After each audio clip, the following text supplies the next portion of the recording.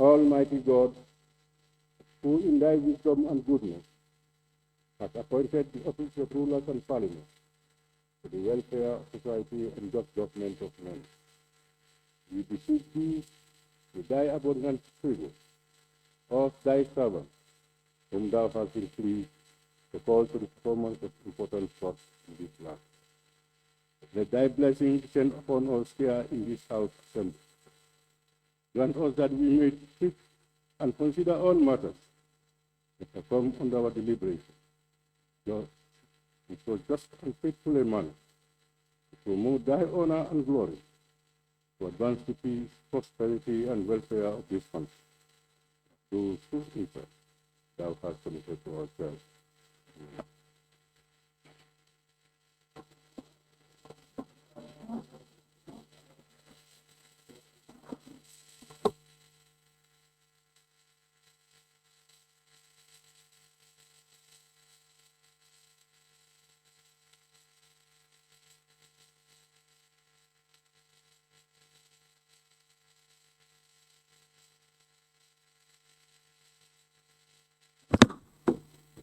Communication from the chair.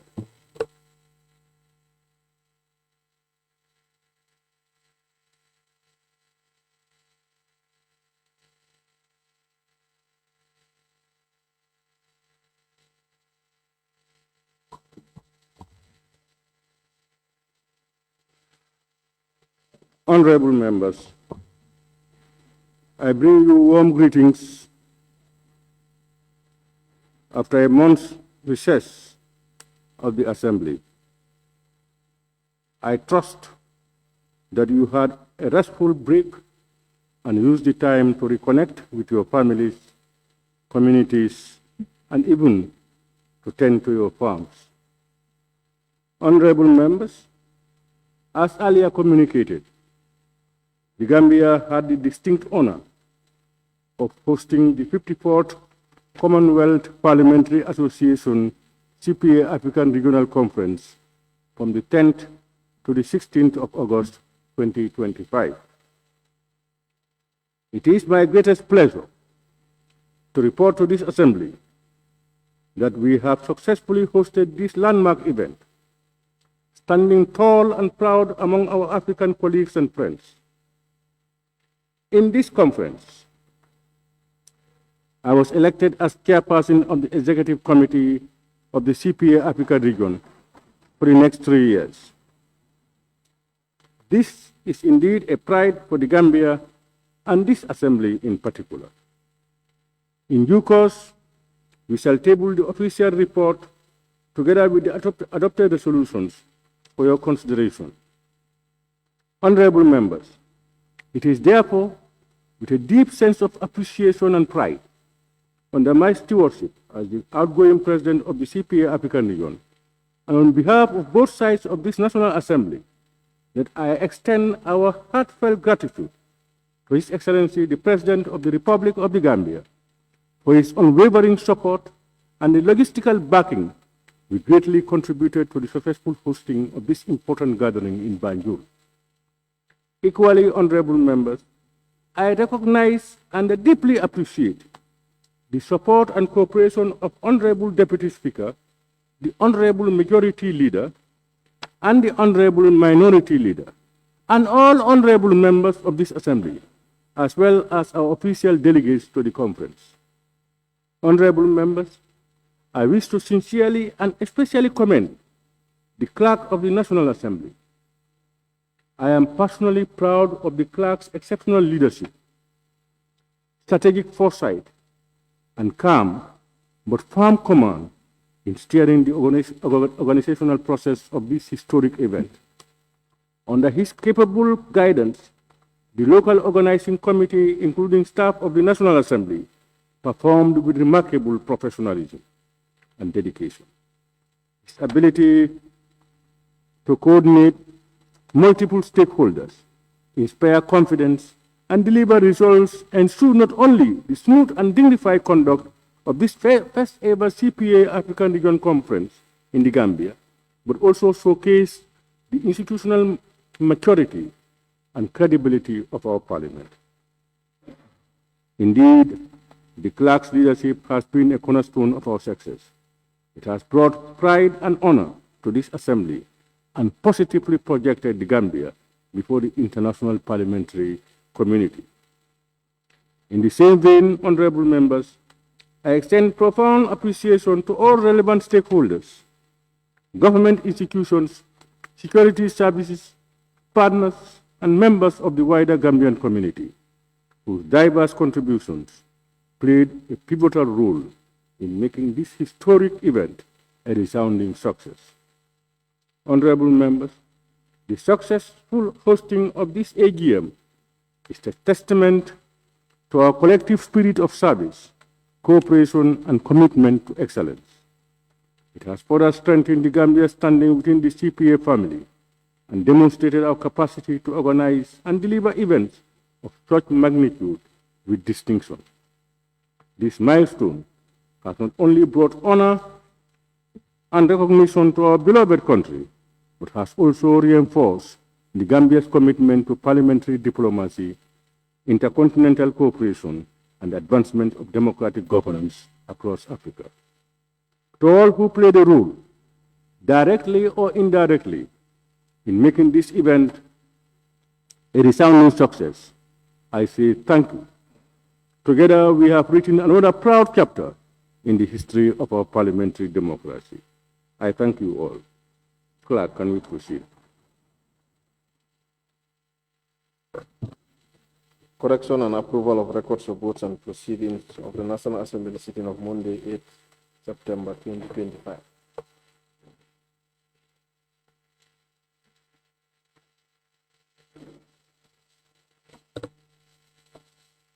And honorable members, before we go on to that, let me put on record. I also want to acknowledge the effective participation of our delegates to this AGM. Honorable Alhaji Babu Sise, I was personally contacted by the outgoing ESCO chairman, who now is the president of the CPA, of his immense contributions throughout their various meetings. So to Honorable Babu, we are grateful. And of course, to our two delegates who attended, who were there with us, Honorable Fatimata K. Jawara and Honorable Musa Baji, for your immense contributions. We acknowledge on the corridors, delegation heads, delegates will comment to me and of your immense contributions and your effective participation during those sessions. We thank you. You've made us proud.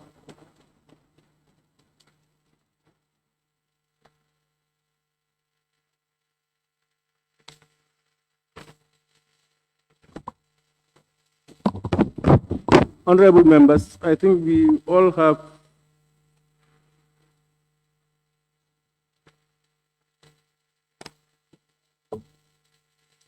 honorable members, the record of votes and proceedings of the National Assembly sitting of Monday, 8 September 2025 is before us for correction and approval.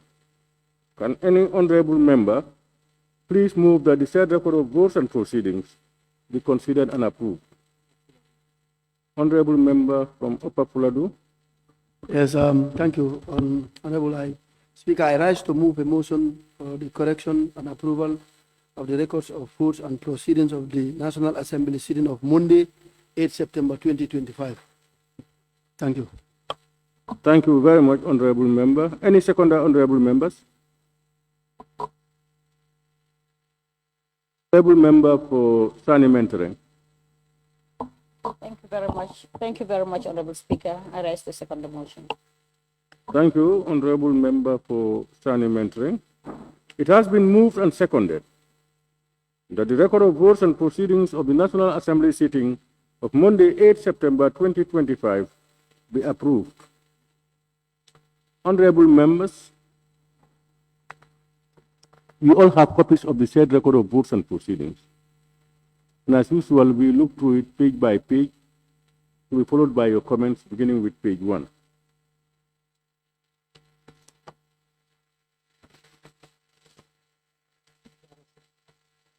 Honorable Member for Jara Central. Thank you, Honorable Speaker. Honorable Speaker, on page 1, the top caption, where it reads, 6th Assembly of the Second Republic 2025 Legislative Year, 3rd Ordinary Session. There are 2 words missing there, records of votes and proceedings. So it should be records of votes and proceedings. The 2 words missing is record of. Yes. Exactly. Thank you. And wherever it appears, because it appears on other pages too.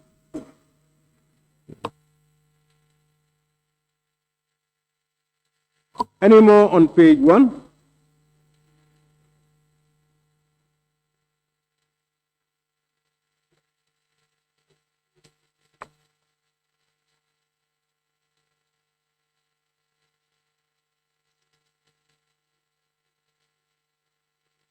Honorable members, we move to page 2.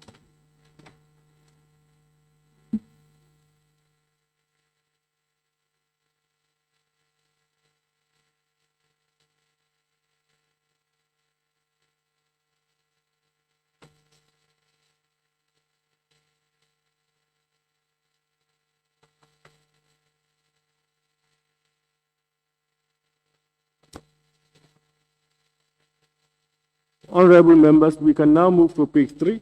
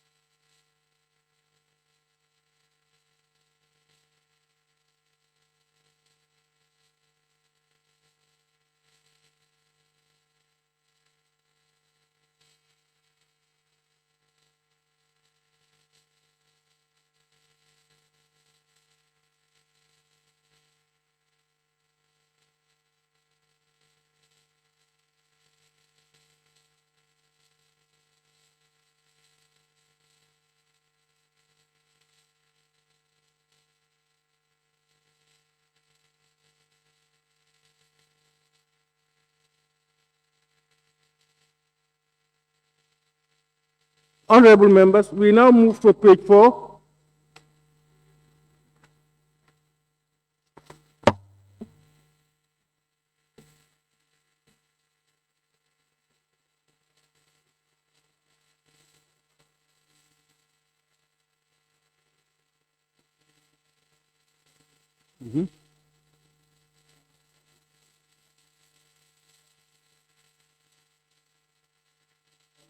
Honorable members, we now move to page 5.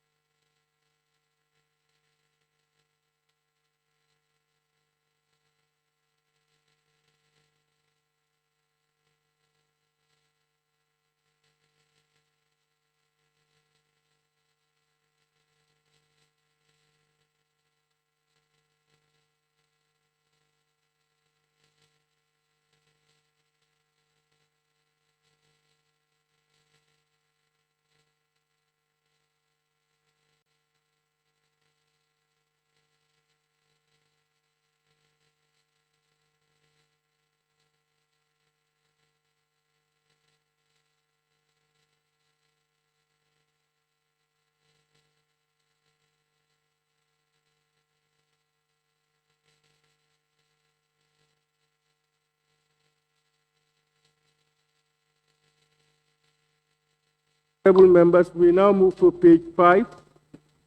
Page 5. Yes? Honorable. Thank you very much, Honorable Speaker. Honorable Speaker, page 5. The following honorable members participated in the debate on the motion. I took part in the debate, and my name is not captured on this. Thank you. Page also.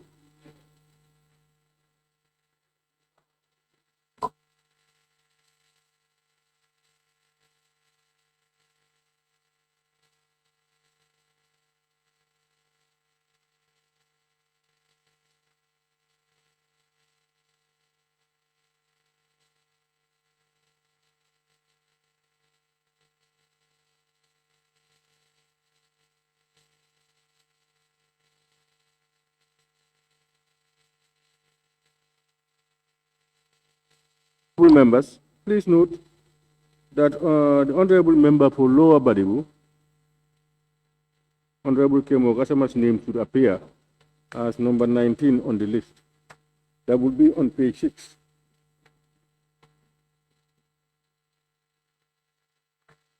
Thank you, honorable member for Lower Badibu. Any more questions on page 5? Okay, we now move to the last page, page 6.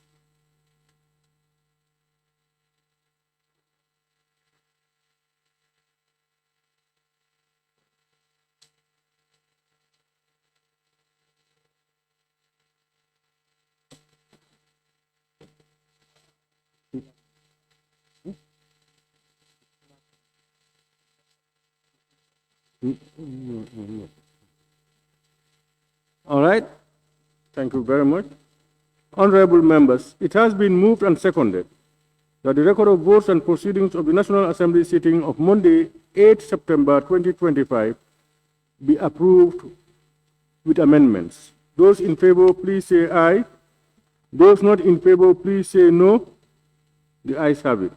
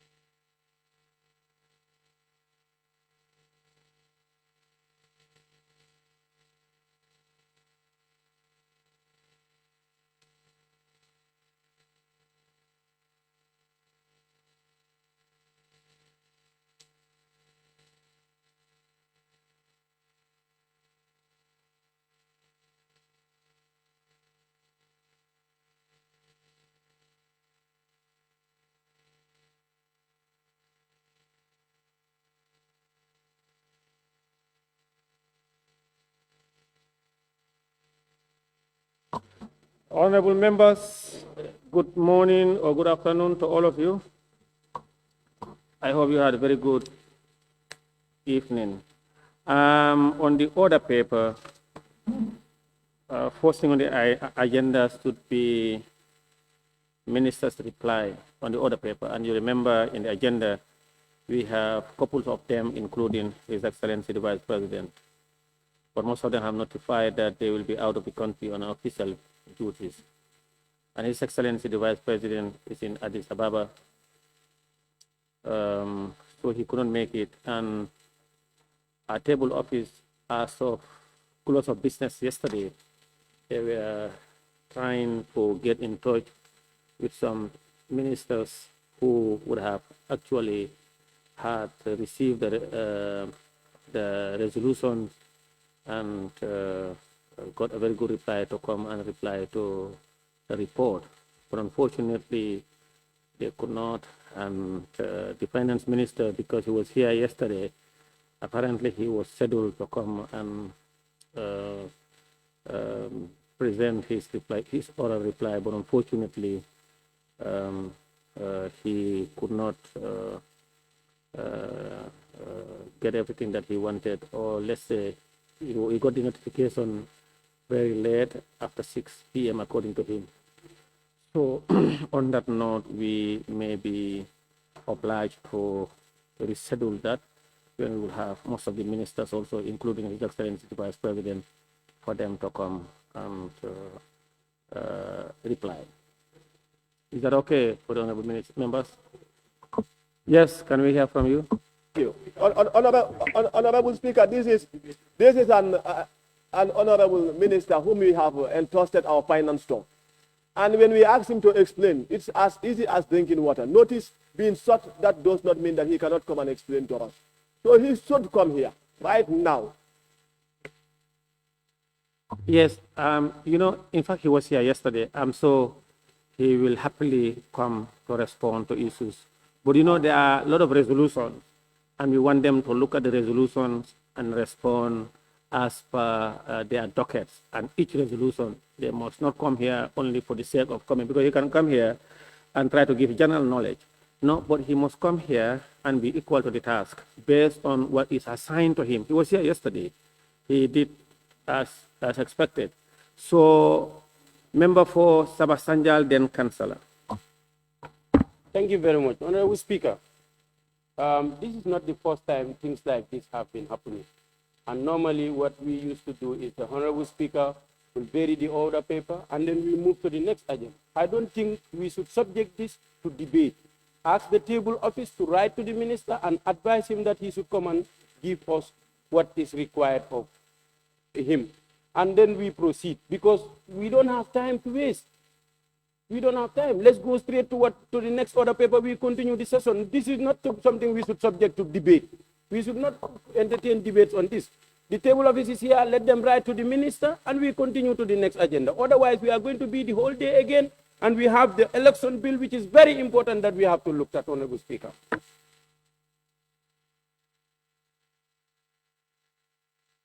Yes, honorable member, I cannot agree more. We, at times, allow members to express themselves, but this has always been happening, and that's why I told him, even yesterday, the Minister of Finance was here, and he definitely, he's always here to attend to duties under his docket. Yes, the member for Fonyi, councillor. Yes, you've said one thing that I want clarity. You've said something, Speaker.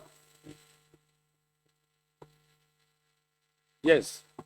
I said you've said something that I want clarity.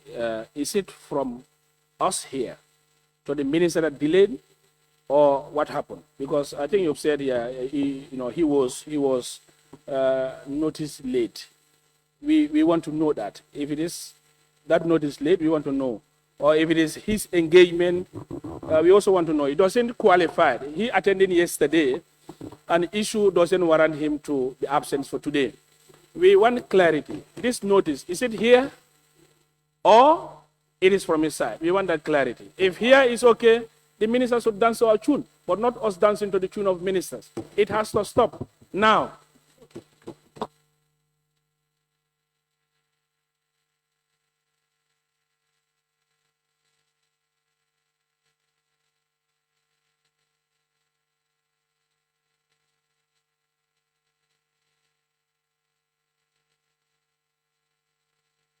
Point of order. Huh? Yeah, there's a point of order, then I'll come to you. The standing orders. Yes, orders 100 of the standing order. 1 and 2. Within 30 days, ministers reply within 30 days of the resolutions.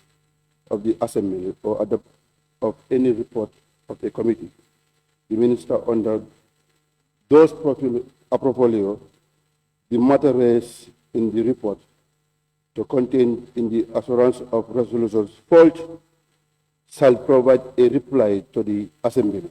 2 says, a minister who fails to submit a report under the standing order shall be deemed to be a contempt of the Assembly within the means of Section 75(6) of the Constitution's misconduct of office. Honorable Speaker, and if you check the order replies also, Minister's replies orders 100, whereby the Finance Minister is allocated 1 minute, means the Minister is already affirmed, or the table office sent our agenda to the Minister's responsible that has to come for the reply.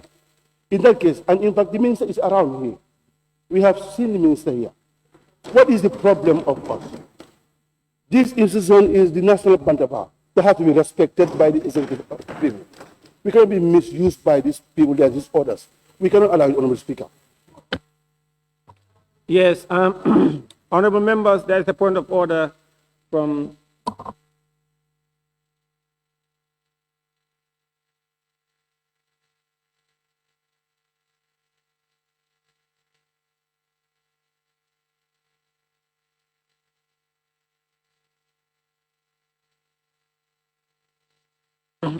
honorable members. I am going to draw the court in here after making a ruling on the point of order raised by the member for Lower Salum. The order is correct, but in this instance, it is not applicable because the minister have not failed or he have not refused. I said there's a communication breakdown and we will get to the bottom. He have not refused or he have not failed to do that. Even yesterday he was there, he have not. So we're not even near there. He have not. So it's a communication breakdown between us and them. So in fact, he was here this morning to answer to the Honorable Speaker. He would have gladly come and attended. In fact, so there was a communication breakdown. So now I am going to draw the court in here. Wait, you've not answered. Okay, let me clarify. Yes, Claire. Don't use your mic without the leave of the Speaker. No, you cannot do that. All right. That's my ruling on that order. No, don't use your mic. You are out of order. Whether it's the fault of the minister or ministers or our office, we've not gotten there. We have not gotten that report yet, so I cannot respond for now. I will have to get to the bottom of the matter and then give you a concrete reply. Honorable Speaker. Don't use your mic. No, if you want to speak, you have to raise your tag. There is a point of order, and I have stated that I'm going to draw the court in here. We have a very important matter, as stated by the member for Sabasanja. On that note, Clerk, can we proceed? Honorable Speaker.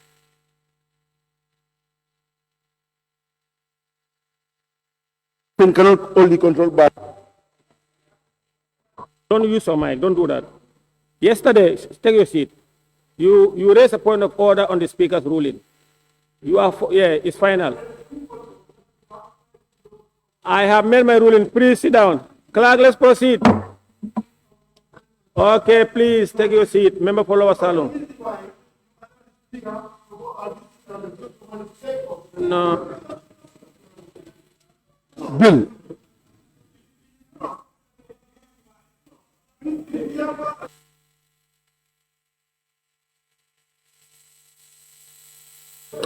Bill. Order 72, consideration stage. Honorable member, in accordance with order 14 sub 3, I hereby vary the order paper, and now we will go straight to the bill, that is the election bill. Clerk, let's proceed. Order 72, consideration stage, continuation of the consideration stage on the elections bill 2021 by the Honorable Attorney General and Minister for Justice. Honorable members, pursuant to Order 48, sub 6 of the standing orders, and I quote. Now,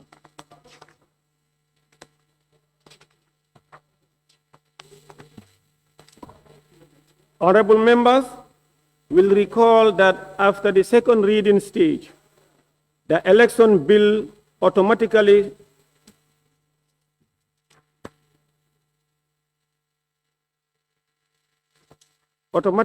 stood referred to the ABC. Therefore, the ABC scheduled the bill for the consideration stage during the previous ordinary session in March precisely on Tuesday, 25th March 2025.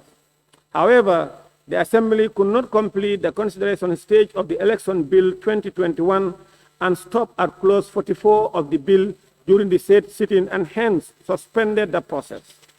Therefore, the bill is appointed today for a continuation on the consideration stage in accordance with Order 72. During the consideration stage, members shall have the opportunity to give detailed consideration and scrutiny to every clause and schedule in the bill. This stage also provides the first opportunity for amendments to the bill to be debated and voted on. I will now therefore resolve the Assembly into Committee of the whole Assembly to give consideration to the bill, that is the Election Bill 2025. The Assembly is now resolved into the Committee of the whole Assembly.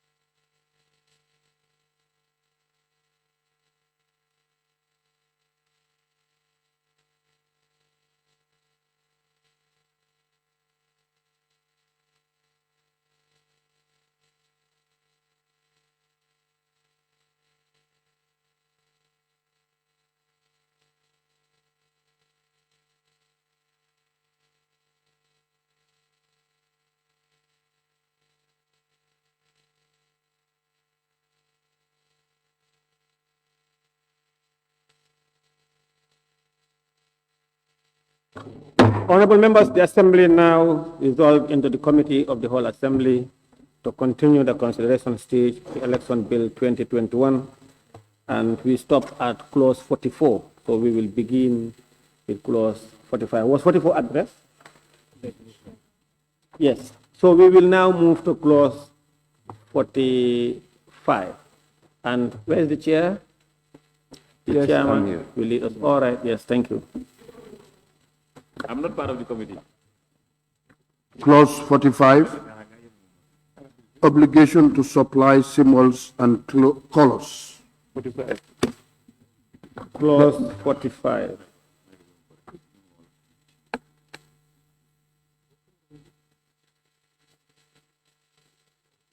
Clause 45, obligation to supply symbols and colors.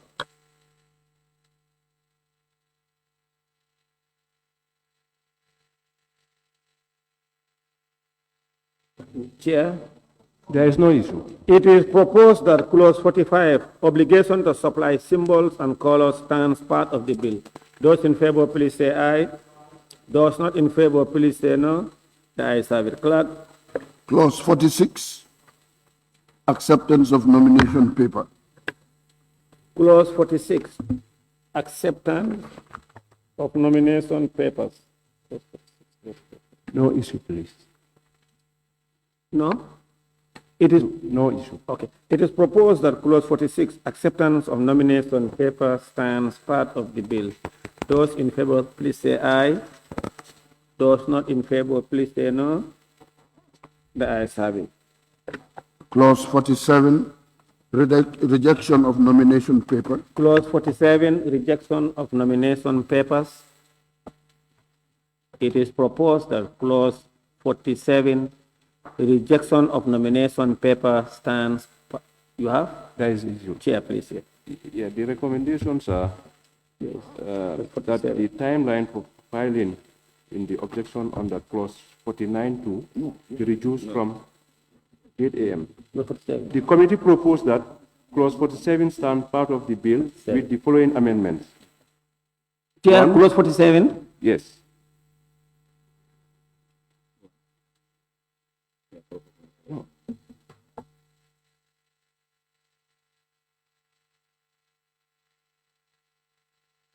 It's 47. Now, you said the committee proposes that clause 47 stand part of the bill without the following amendment. With the following amendment. There is a mistake. Text. That the time for filling in the We have is filling of the object.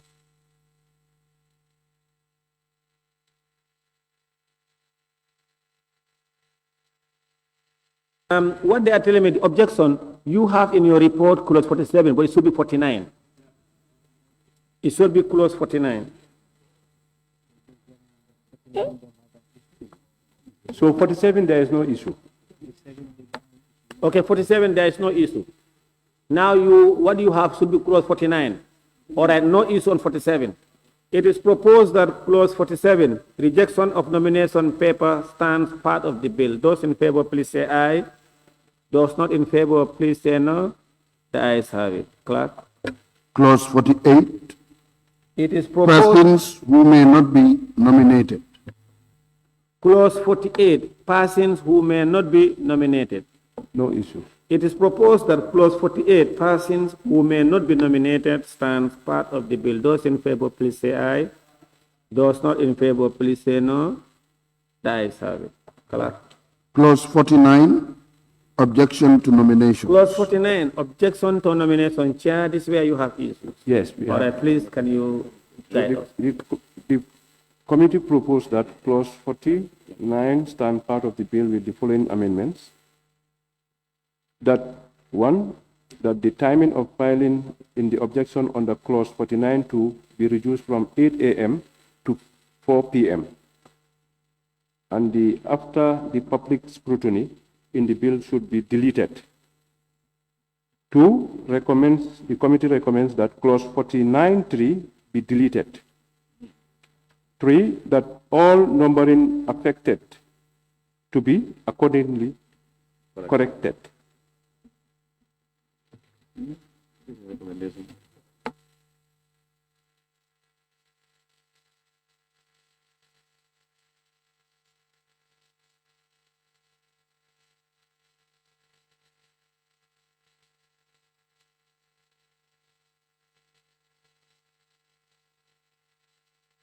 Honorable, I think what you are reading in the report is the same in the bill. Yes. Those are the It looks like they have titled the bill. So it's okay, then therefore no issue with the bill. to delete after public scrutiny. That's where top 2 or what? 1. Yes, up to.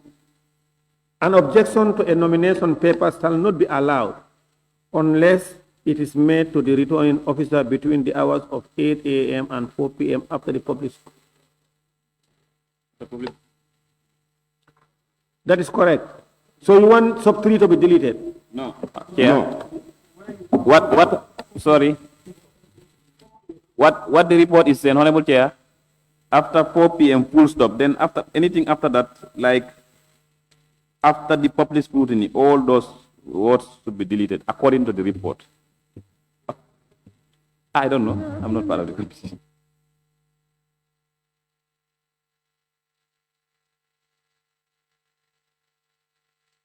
Because here the objection, it is okay, because during the public scrutiny, that's the time you do objection. So if the scrutiny elapses, you should not be able to file in an objection. I should think so. Yeah, it's trying to limit the objection within the period of public scrutiny.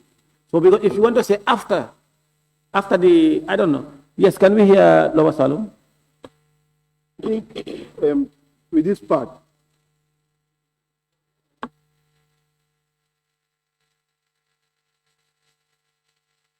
I think, Honorable, you know what I'm saying? What the committee, what are they saying?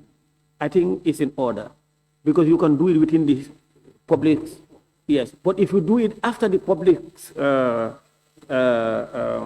scrutiny, then it's open-ended. It can even be during campaign.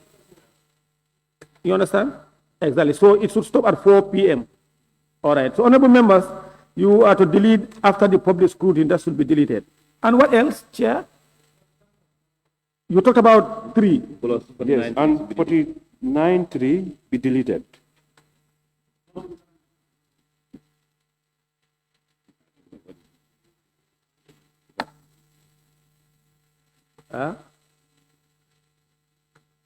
Notwithstanding subsection 2, if an objection is filed, a nomination paper may be corrected until 5 p.m. on the day of nomination. No, it's not correct because because you can only be subjected to public scrutiny after filing in your nomination. But in this instance, it's saying that notwithstanding subsection 2. You know why? No, It's just asking for correction. no, wait. Okay. Wait, let me finish. I'll give you the floor. It's saying notwithstanding subsection 2, that is the objection time period. If an objection is filed, a nomination paper may be corrected until 5 p.m. on the day of nomination. Because you cannot raise an objection to a person who have not even nominated. Who have not been nominated. So therefore this should go. Okay, yes, go ahead. Yeah, what I understand from this particular clause is that, yes, you can object. You can raise an objection of an nomination paper. But then, however the case may be, there is possibility of correcting what has been submitted. You can nominate by 10 o'clock, Yes. 10 a.m., Yes. before 5 p.m. the same day. Yes. All right. Yes, Yes. now I got it.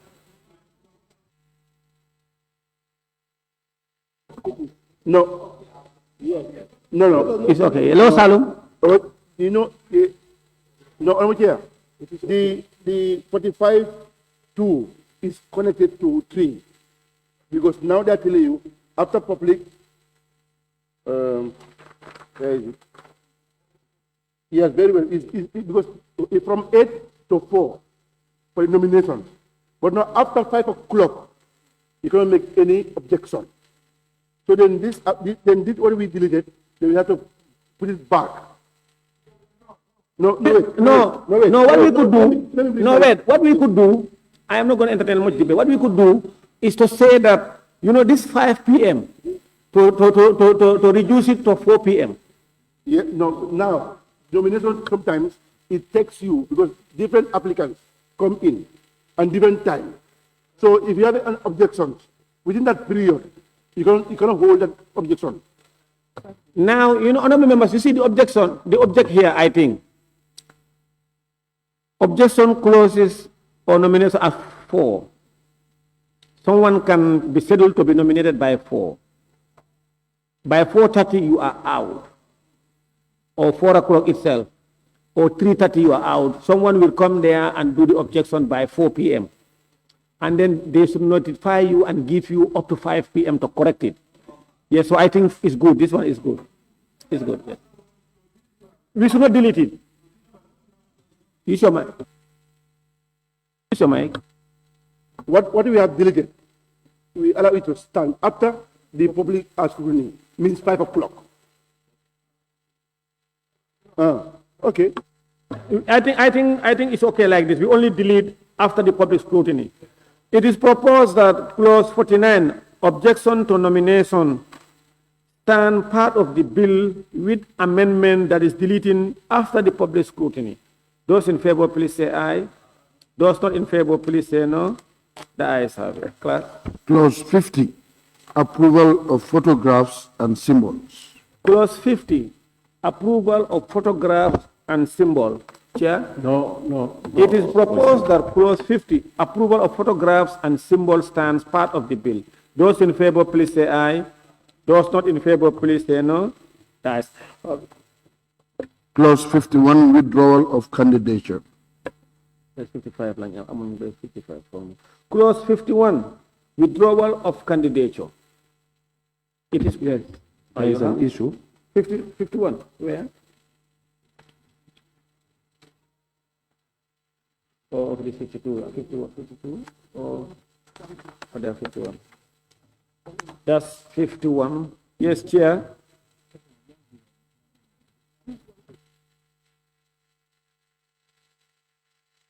Chair, yes, please go ahead, sir. Yes, the committee proposed that clause 51 stand part of the bill with the following amendments. 1, the time frame provided under clause 51, 1A, be reduced from 3 months to 11 months, 11 days. And the word O at the end of the sentence be removed.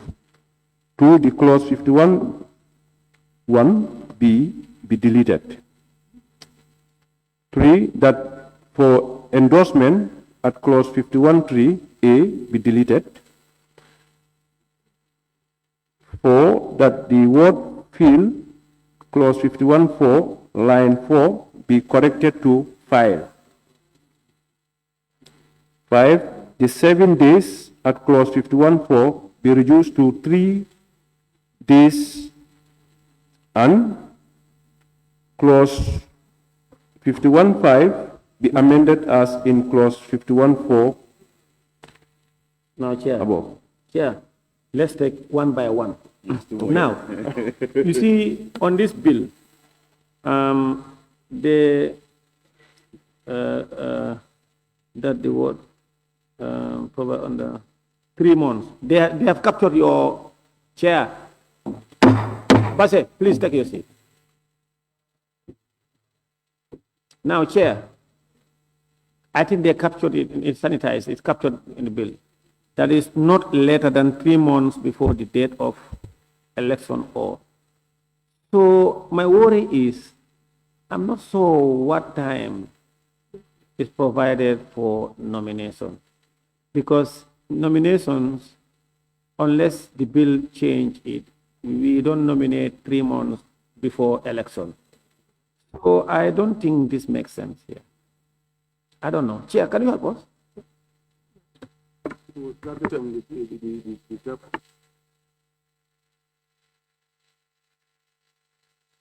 It's withdrawal of candidature.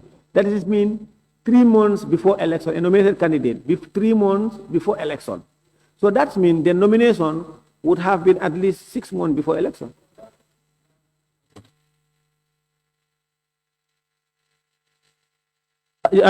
Dankunku. Yeah, thank you, Chair. I think we need to look at this clause properly, because our election in this country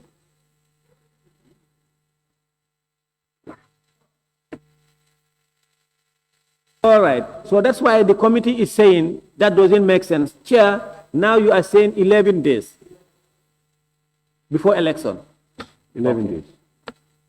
No, that 3 months, the committee is saying it should be out.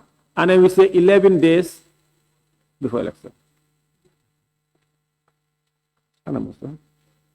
Not later than, okay. 11 days, huh? Okay. Now let's go to B, the another one. Let's take one after the other. That clause 51, 1B be deleted. 51, 1B. B is saying where the election is to be held over a period of days before the first day of that period. I think it's okay.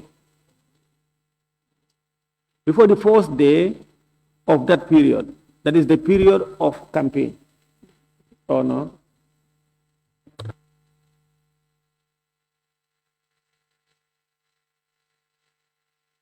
Okay, so we are deleting B. Is that okay, members? Yeah, delete B. Next. That for the endorsement at clause 51.3A be deleted. 51? A. 3A. Yes. Honorable members, please let's go to 51 sub 3A. Returning officer shall A. Hand over to the candidate or his or her representative the appropriate acceptance of withdrawal form for endorsement. And who will endorse the acceptance? No. Hand over to the candidate or his or her representative the appropriate acceptance of withdrawal form for endorsement. That means the candidate again. The candidate. That's why we are deleting it. Yes. Yeah, because yeah, correct. Let's delete that one. Sir.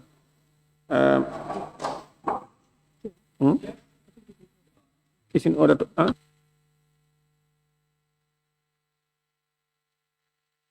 You are mixing things up. Yes.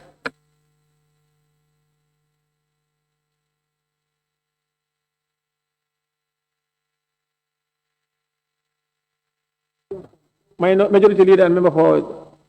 Yes. Yes. Now let's look at these clauses where they speak to each other. Sorry, majority leader. Sorry. Maybe you must have done something wrong.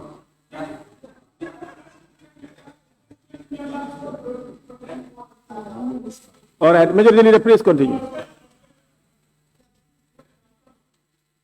Okay. Please, let's face business. 51.3. The first one, 51 is talking about withdrawal of candidate. Honorable Chair, are you with me? 51 talks about withdrawal of candidates. Now, we said 11 days prior before the election date, he can withdraw. That's the understanding. So when he withdraws now, there has to be a formal communication from the returning officer. That's why this clause is addressing that. Returning officer shall hand over the candidate, his or her representative, the appropriate acceptance letter for his withdrawal. Then what we're asking here, yes, accepting his withdrawal, you presenting the form, but also for his endorsement also. That's my problem. I say you can only you just hand over to him acceptance of withdrawal, but you want him also to endorse. How about if he say no, if he cancel again, say no, I'm not going to endorse it. What will happen next? Yeah.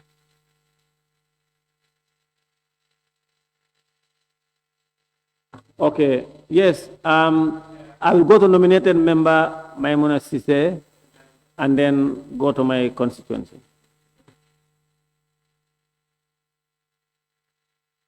Nominated member. Yeah. Go ahead. Then Nyamina.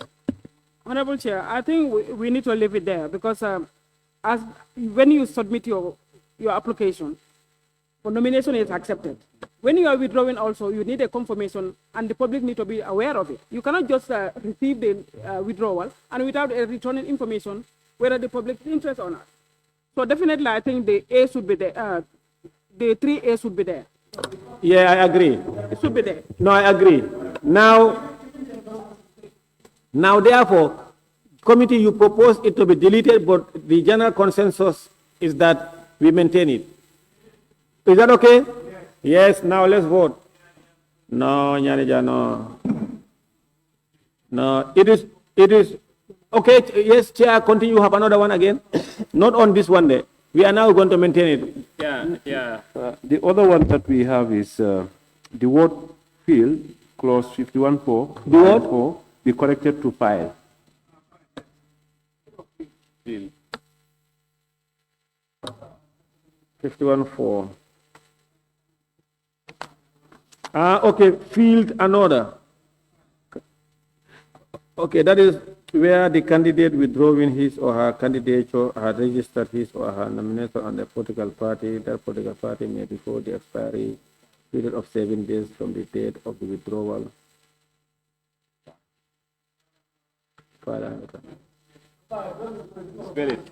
Is that all now, Chair? The other one is that 7 days. That one is correct. Field is correct. Huh? To field another candidate.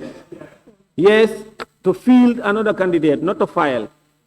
File nomination papers, but to field a candidate, individual, person, the field of open. I think that's correct.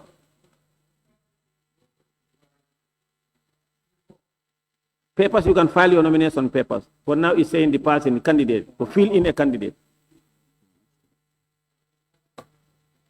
It's correct. Yes, Chair, next. The other LLED. Yes. Next. That the clause 51.5 be amended as a clause 51.4 above. No, because we have not deleted 3. Okay, we will maintain it. Yeah, because we have not deleted any Yes. clause. Thank you. Next. No, Nyanija, what? Okay, go ahead. You know, in clause 51.3, sub A, it's not deleting the entire A. It's just for endorsement. Nyanija, no, we are done yes, with that. so now this one, it does not make Nyanija, sense. no, we are done with that.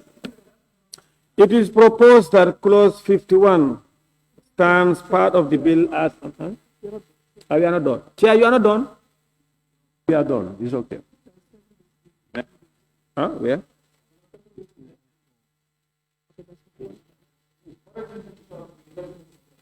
(51.5), yes.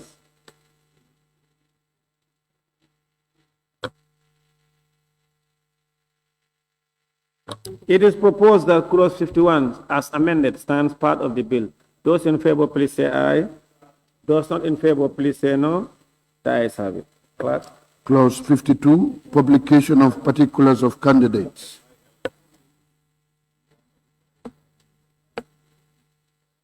Or FIE. All right. It's correct. It's correct.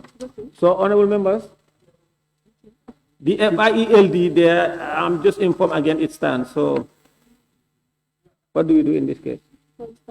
We have not changed. Okay, all right. Yes, clerk, let's proceed.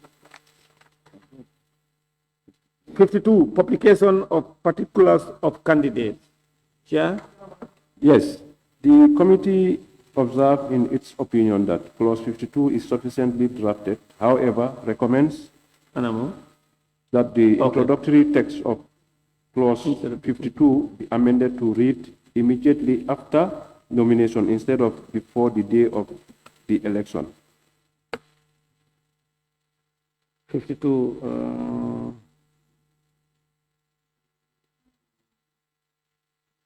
Immediately after.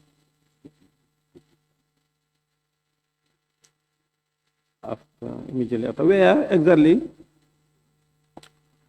Okay, a returning officer shall, as soon as practicable, after the close of nominations, immediately after the withdrawal, is correct in the bill. Huh? It's correct there.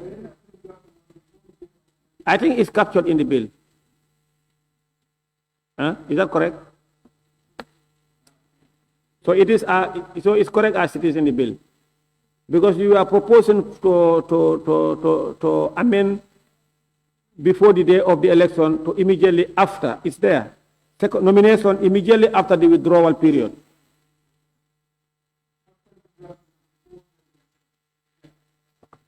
It's correct. It's there. It is proposed that clause 52 stands part of the bill as it is. Those in favor, please say aye. Those not in favor, please say no. The ayes have it, clerk.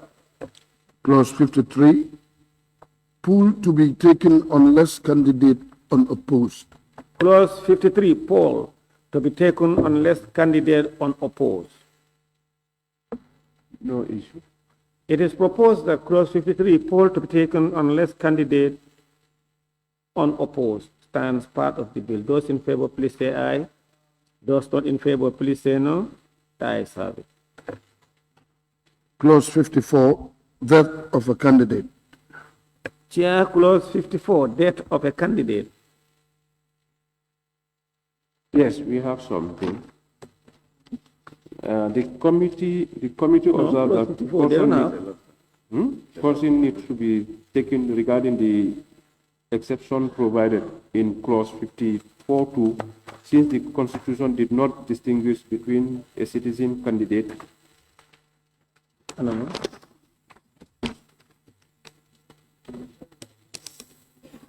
who wishes to exercise his or her public political right under Section 26 by establishing a political party, and another who otherwise choose to exercise his right of the franchise under Section 39 of the Constitution.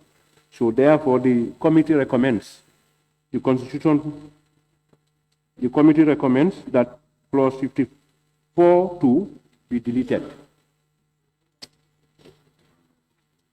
And 2, that all wrong numbering or those affected be automatically rectified. 54(2). Yes.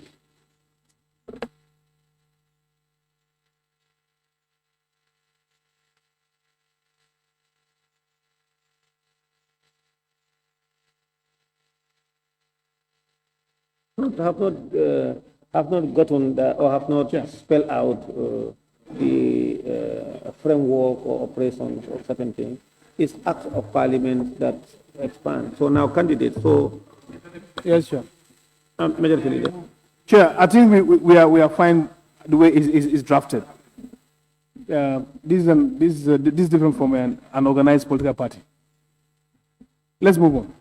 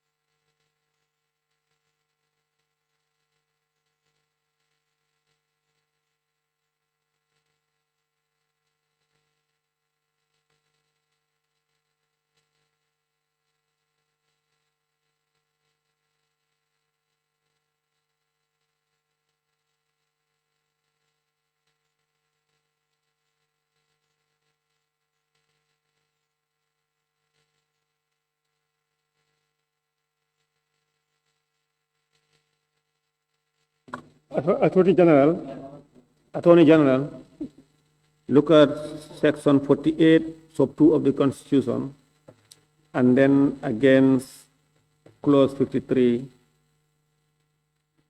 clause 54. Yeah, 54 sub 2. 48 of the Constitution, sub 2. Attorney General.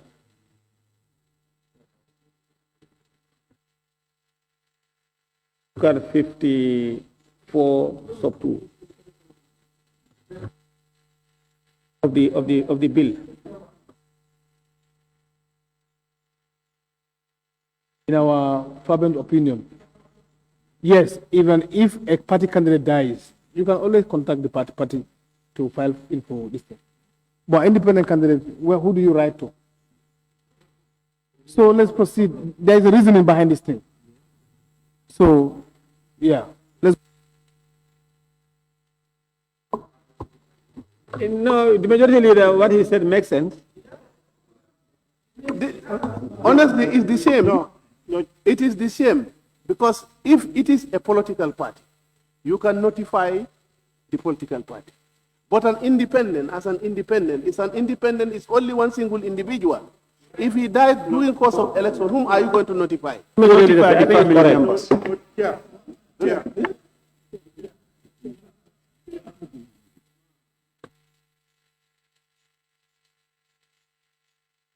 But that one is not from a political party, it's an independent. That one is a passing soul. No, it's a soul party. Even backed by even if the person is backed by a political party, he's a sole person. Yes, Lower Sarum, let's proceed. Yeah, only Lower Sarum. Yeah, for this part, it's only concentrated on the presidency. Because 58.1, subject to section 4, a poll shall be taken on the day or days appointed for the election of the president. Then that gives you 3, no, 2, where a nominated candidate dies between nomination day and polling day. The Independent Electoral Commission shall appoint a new nomination day and, if necessary, a new day or days for elections of the presidency. So we leave it as it is.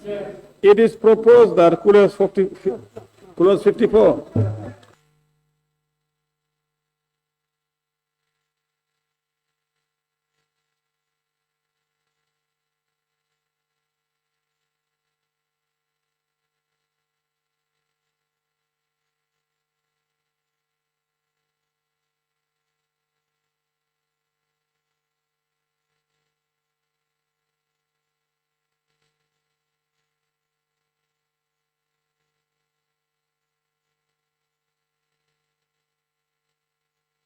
Attorney General, can I hear from you, please?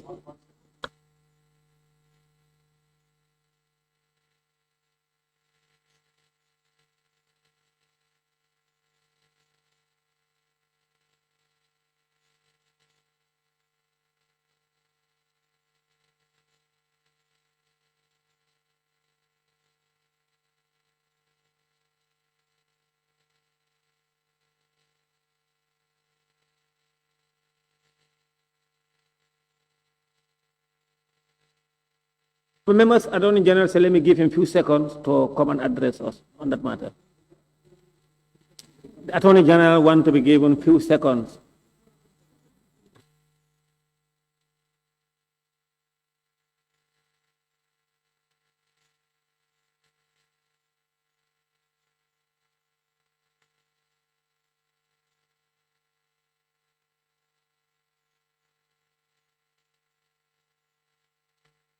Chief Whip, come and take your seat.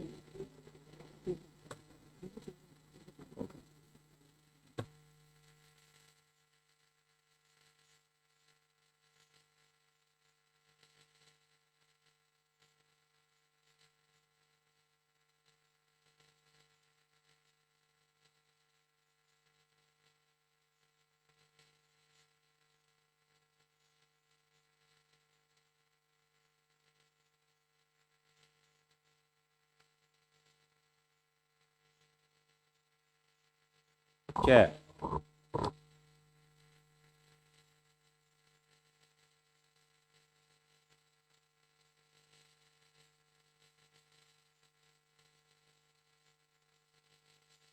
AG?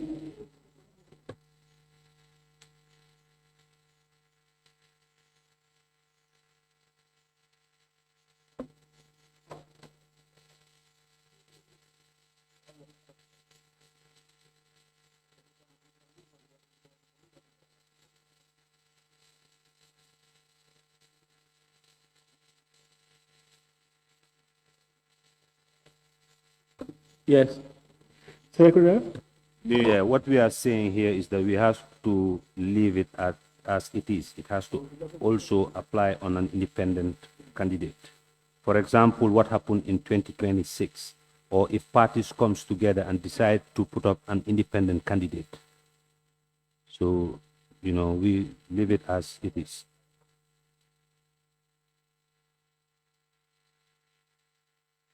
So let's look at the language here.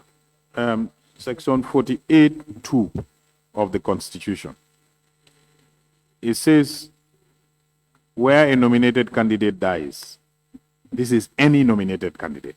It doesn't distinguish between independent nominated or political party nominated. It says, where a nominated candidate dies, between nomination day and polling day, the Independent Electoral Commission shall, underline, is mandatory, shall appoint a new nomination day. They are not bound to change the election day, but they should appoint a new nomination day. If necessary, a new day or days for elections.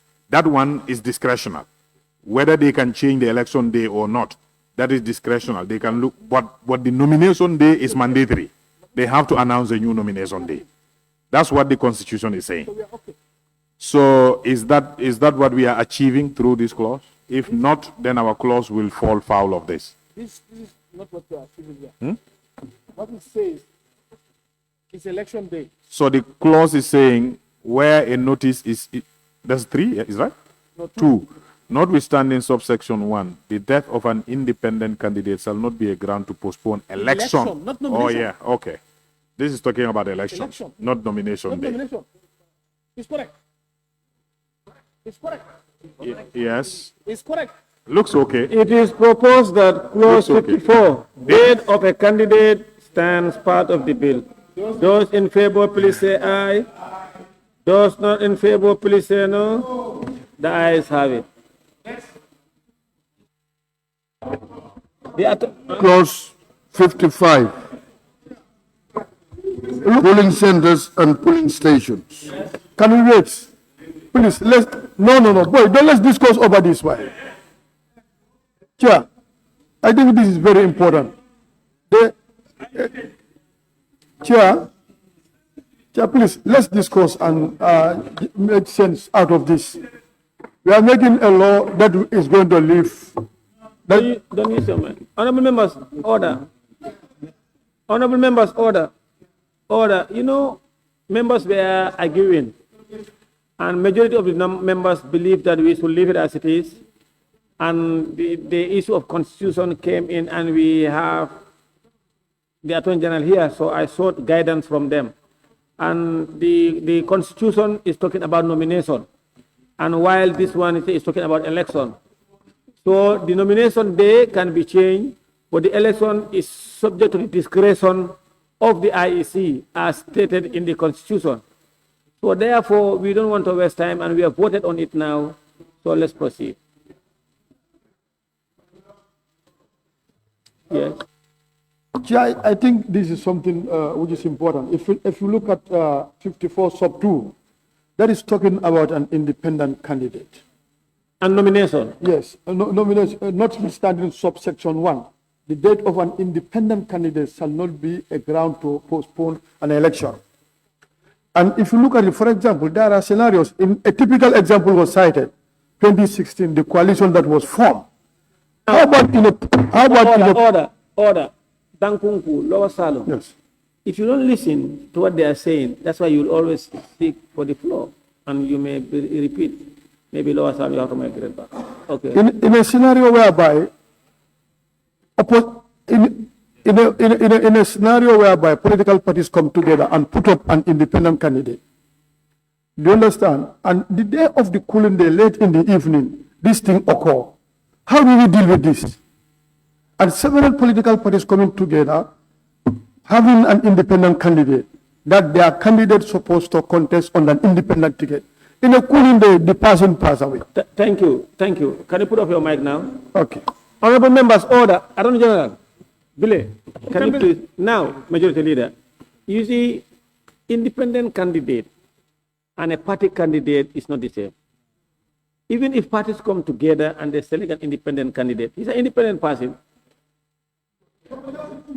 Yeah, but then you know what the law is saying. No, what the law is saying, if it is a party, they can write to the party. Yes, Lower Salum. Honorable Chair, Honorable Chairman, I am no legal expert, but listen to this too. Withstanding subsection 1 means he is referring you now. Notwithstanding, the date of the independent candidate shall not be a ground to postpone an election. Now 1 says, 54:1 says, date of the candidate. If after the date appointed for the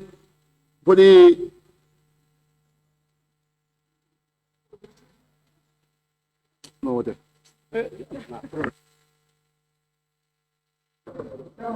Now you open the yes, Chairman.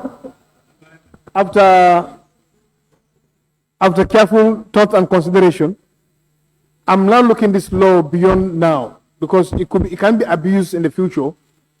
For the fact that you're in a constituency and you have only one independent candidate that's contesting, I'm not saying here, but in other jurisdictions they can even eliminate the independent candidates.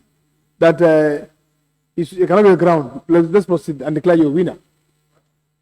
In some jurisdictions, I mean, if you happen to contest with only one independent candidate, and this law said that the date of independent candidate should not be as postponement now, the clause could be abused potentially to kill the independent candidate, and you declare solo.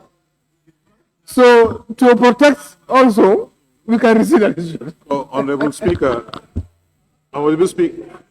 Mike, with your with your permission, if we look at the very clause we are looking at, it says, like Honorable Member for Lower Salon was trying to say, it said notwithstanding 1, subsection 1. So we need to look at what subsection 1 is saying. Subsection 1 is saying if somebody dies between nomination and polling, if you look at subsection 1B, election may be postponed.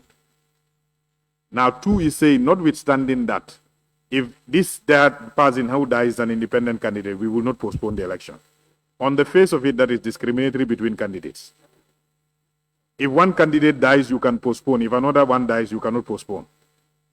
And when you look at the wordings of the Constitution itself, I mean, it used candidate. It didn't distinguish between candidates. So I'm afraid if this is challenged in court, if we leave it to fly, it might not survive. There is a potential risk of conflicting with the Constitution.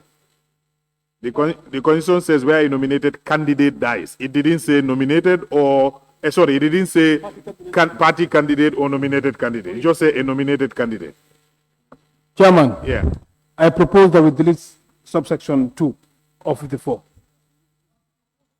You have to. My motion to delete our decision on 54, 2, and also move a motion to delete sub 54 2.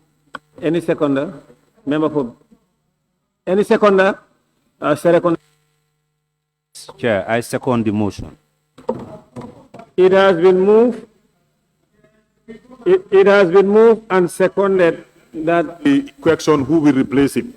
No, wait. The commission will only announce a new date for nomination. They are not bound to ask anybody to replace him because independent, you cannot write to anybody, like a party. It is moved. But they are just going to postpone as required by law. If no party is filled, then the party nominee becomes unopposed. Simple. You know, when there is a motion, so you allow me to. Yeah.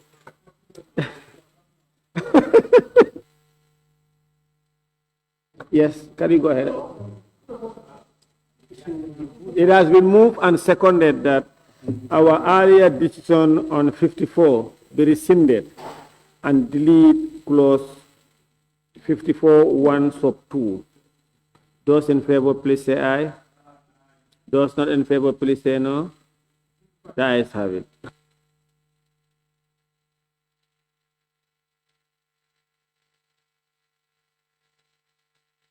Clerk, yes. Clause 55, polling centers and polling stations.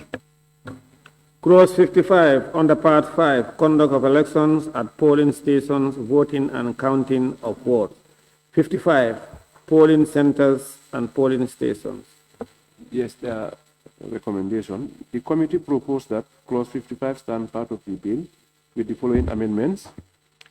1, that clause 55 1A be amended to read election or referendum to be held in polling stations and not centers.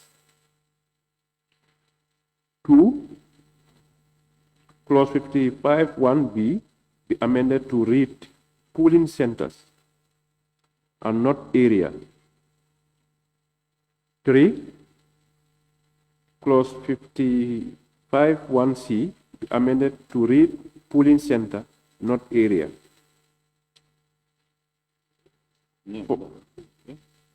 4, that the word area under clause 55 1D 1, 2, and 3 be replaced by polling center. That the term polling center under clause 55 4 be changed to polling stations.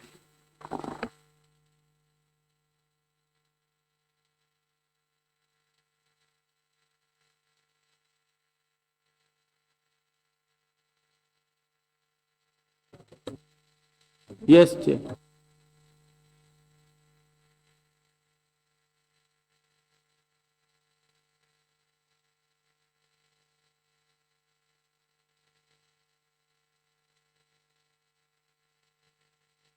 Yes, Lower Salum.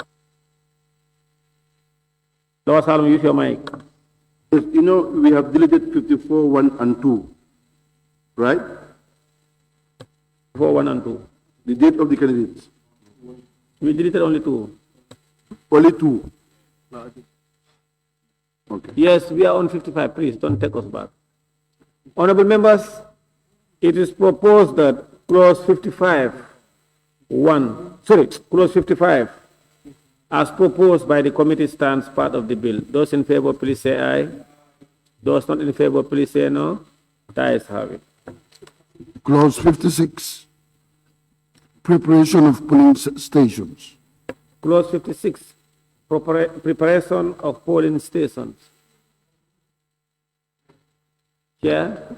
The committee proposed, the committee noted that there are some errors.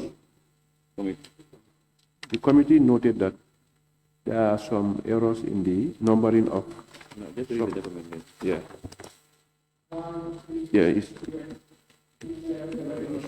Yes. Subsection in the said clause, and thus recommend correction on the numbering of the subsections. 2, that the term drum be asserted next to ballot, inserted next to ballot box under clause 56(2) and throughout the bill as a general amendment. What is that? Drum. Okay, it is proposed that clause 56 as amended by the committee stands part of the bill. Those in favor, please say aye. Those not in favor, please say no. The ayes have it, clerk. Clause 57, conduct at polling stations. Clause 57, conduct at polling stations. Yes, we have issues with it. The recommendations are: 1, that the word show under clause 57(4) between off and voting be removed. 2, that the use of security officer. Which clause? 57(4). Second to last one.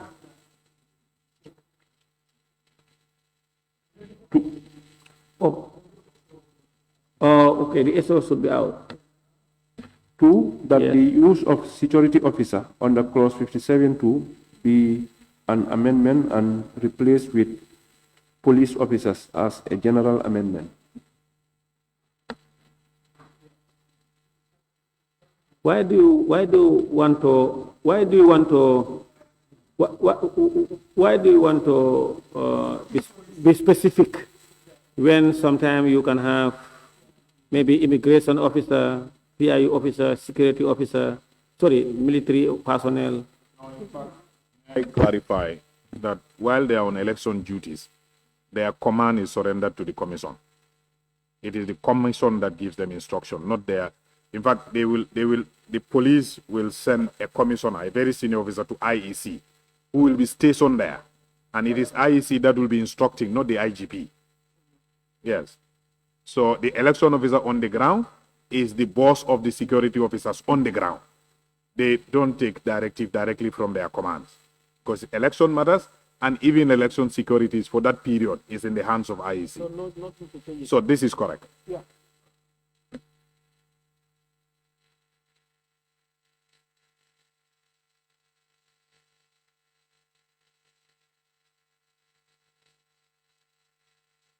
It is proposed that clause 57, conduct at polling stations, stands part of the bill as it is. Those in, with amendment of sub 4, that is the SO.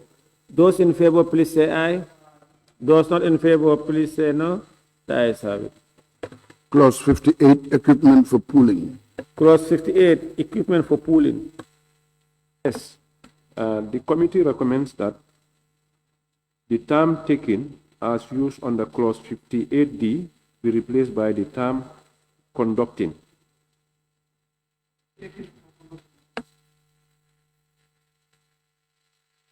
Yes. Yes, 58D.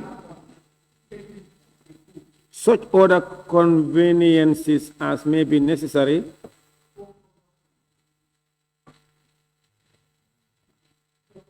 Yes. Other members, are you following? It is proposed that clause 58, equipment for polling stands part of the bill as amended. Those in favor, please say aye. Those not in favor, please say no. That is how it. Clause 59, admission of polling stations. Clause 59, admission to polling stations. It is proposed that clause 59, Chair, yes, we have recommendations.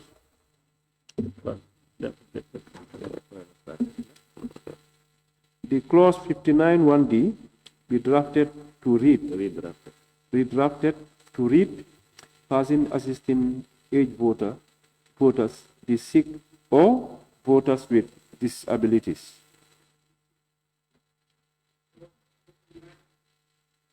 One D be redrafted. 1D. Clause 59 1D, person assisting age voters. Age voters, comma, sick, comma. Okay, so we have to add the sick. Is that all? That's all, yes. It is proposed that clause 59, admission to polling stations, as amended, stands part of the bill. But what will determine that a voter is sick?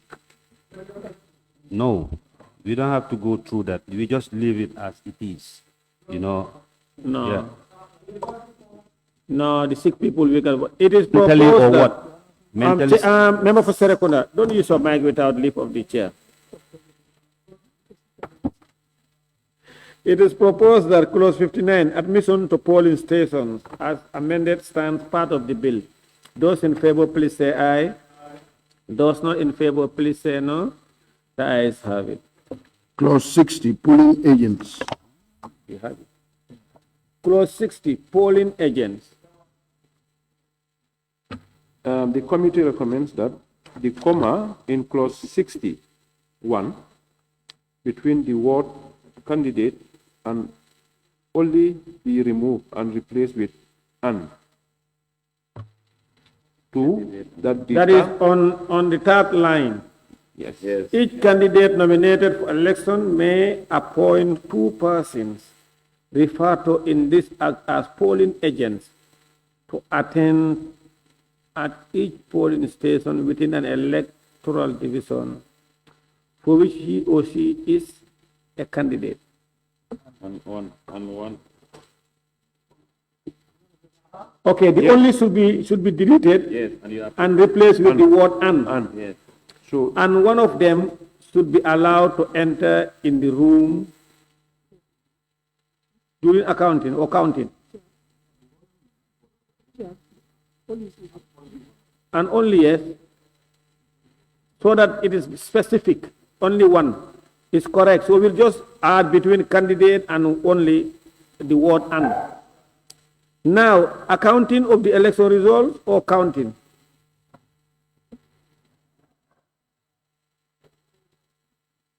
No, Chair?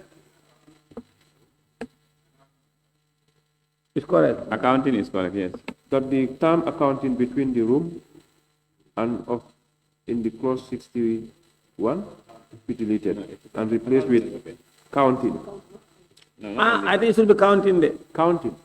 Counting of the election results. Not accounting, it should be counting. Because they are present during counting for transparency purpose. Is that okay, honorable members? Counting, yes. Accounting should be changed to counting. No, AC. Yes, next.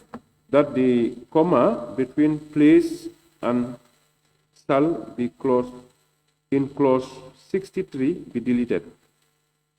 Clause 60 sub 3, where, which line?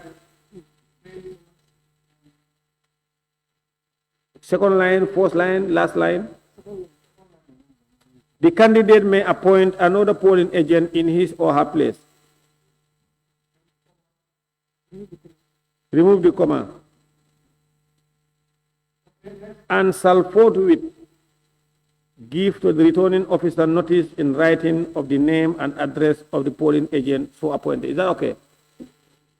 Chairman, next. That's all. It is proposed that clause 60, polling agents, stands part of the bill as amended. Those in favor, please say aye. Those not in favor, please say no. The ayes have it. Clause 61, special dispensation for voters on election duty. Clause 61, special dispensation for voters on election duty. Chair? Yes, the committee proposed that that the use of term voters in the heading of clause 61 be changed to voters. 2, that the introductory text of clause 61 be redrafted to read, the commission shall allow an election officer, polling agents, and police officers. Then it should be changed to security officers. It's okay as it is. Where? Security officers. A polling agent, not the election officers are they not a polling agent, not part of the election officers.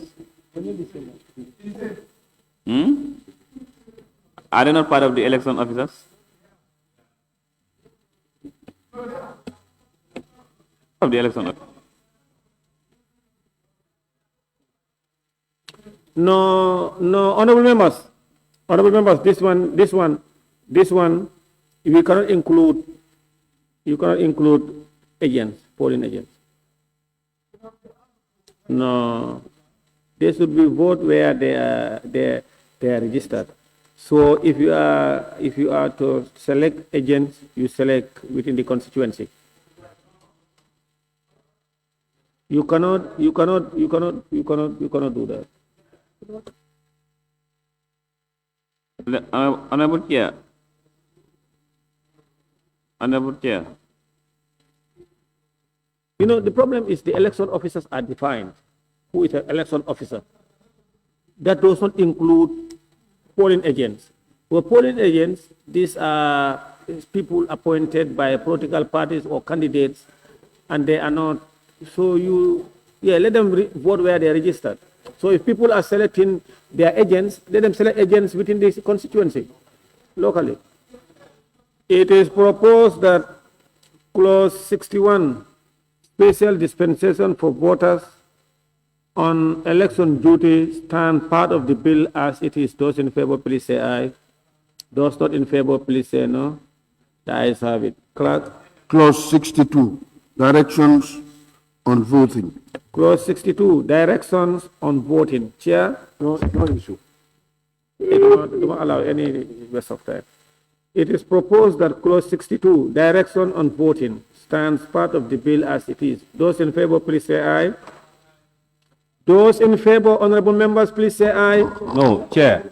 Those, I'm going to sanction you. Become a South? Yes.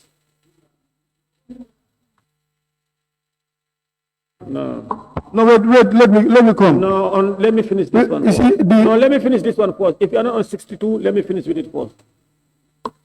Anyone on 62? It is proposed that clause 62, directions on voting, stands part of the bill. Those in favor, please say aye. Those not in favor, please say no. The ayes have it. Clerk? Yes. Clause, you said after 63, ballot tokens. Now, what I'm going to tell members, No, is excuse me. issues on clauses that we have passed. I'm very sorry because I was raising my time. Yeah, but, okay, now, what I will tell members is that any clause we are on, and the chair have or does not, and you have issues, and before I put the vote, raise your tag. If I don't see you use your mic, I've given you the leave to say, chair, but you cannot be using your mic and talking as if you are from Chairman Yanaja, like the member for Serekunda is doing. So you say, chair. Okay. So now that all those who have issues on the clauses that we have passed, note it down. When we finish. No, let me. Hello? Chair.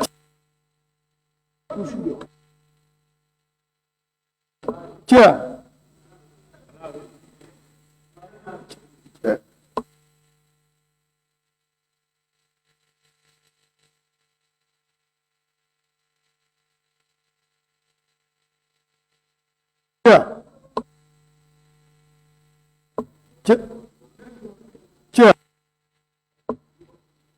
Chair.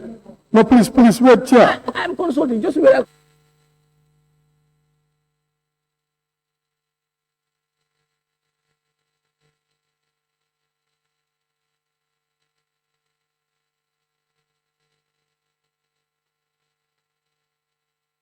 All right, now, yes, go ahead, Chair, South. if you look at section 61, the committee recommended the inclusion of the polling agent, and this is presidential election. So, in fact, any area people should vote, I think, to include, that's the committee recommendations. So, I believe the inclusion of the polling agent should come. We should accept that. It's presidential election. And look at it, it's very clear. The commission shall allow election officers and security officers. Yes, honorable member, please let me help you. Let me guide you. Honorable members, you see, committee's recommendations are not cast in stone. And there is a proposal, and the final decision is this committee of the whole assembly. Now that we have decided on that, please let's progress. I appeal. No, it's you alone. It's okay, sir. Elections is very complicated. We don't want to open up a lot of people who will be able to vote wherever they want to vote. And then according to the law, you vote where you register. And you have agents. These agents are appointed by people, and we encourage that people to appoint their agent locally. You see, Okay, now I am drawing the curtain on that one. Because we have voted and everybody agrees, only one. If there was a kind of maybe a good number of people who are in line with you, then I would have tried to say, let's debate. But now you are a soul. I don't want us to waste time. And let's proceed, sir. Yeah. Okay. Thank you, sir. Clerk, let's proceed. 63. Clause 63, ballot tokens. Clause 63, ballot tokens. No issue. It is proposed that clause 63 ballot token stands part of the bill as it is. Those in favor, please say aye. Those not in favor, please say no. The ayes have it. Clause 64, ballot boxes. Clause 64, ballot boxes. No issue. It is proposed that clause 64, ballot boxes, stands part of the bill. Those in favor, please say aye. Those not in favor, please say no. The ayes have it. Clause 65, commencement and close of polls. Clause 65, commencement and close of polls. Yeah, there is an issue. Chair, yes, please. Yeah. The committee proposed that clause 65 stand as part of the bill with the following amendments. 1. The clause 65 2A be deleted. Yes. The committee recommends that clause 52A be deleted, and 52A reads, notwithstanding subsection 1, the polls may close earlier if all the voters allotted to a polling station have voted, and if 100% voter turnout, 100%, they all voted. By 2 o'clock, all the voter registered 100% voted. So, they should close.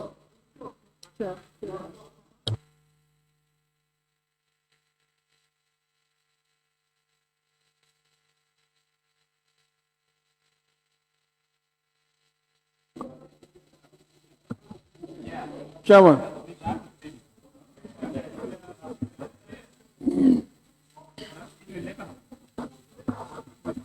Chairman. Chairman. Chairman. Chairman. Chairman. Chair. Now, honorable members, yes, I am getting a different, and I think, anyway, majority leader member for Kantora, please have the floor. Yeah, I think this is a given here. It's just to make the work easier for the returning officers on the ground. If a particular polling station, you have been given 300 voters, and God be so good, the entire 300 voted, you don't expect anybody to come again and vote in that polling station. So make the work easier for them to start the counting process. They could close it and proceed on counting and send the results. So that's given. But I know it's practically impossible. In some instances, you have people who are even dead prior before the election, and they didn't come. So probably you have to still wait. So let's say in the instance that you have 100% turnout, the vote allotted has voted. What's the point of keeping them again? Let them just proceed and close.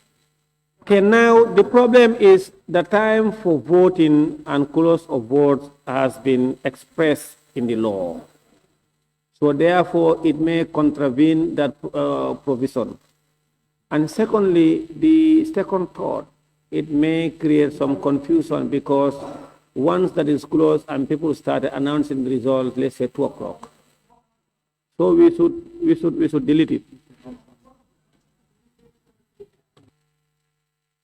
Attorney General, please.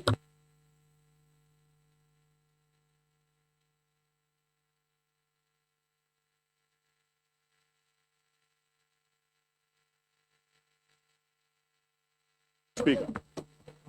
Honorable Speaker, this is, if you are familiar with elections, this is a straightforward thing. Every polling station, the number of voters registered on that polling station is known. The agents are there, the parties, everybody is there. If they have exhausted that list, everybody that is supposed to vote in that polling station, 100% have voted. Why wouldn't they quit? Why wouldn't they not close?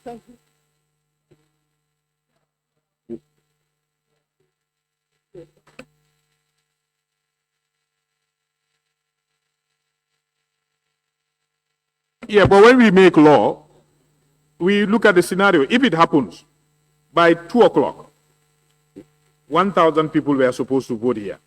And we can all confirm that all 1,000 people have voted. So they have to still wait until 5 o'clock before they close the polls? And even if it's 35, nobody will come. Brikama South. Chair.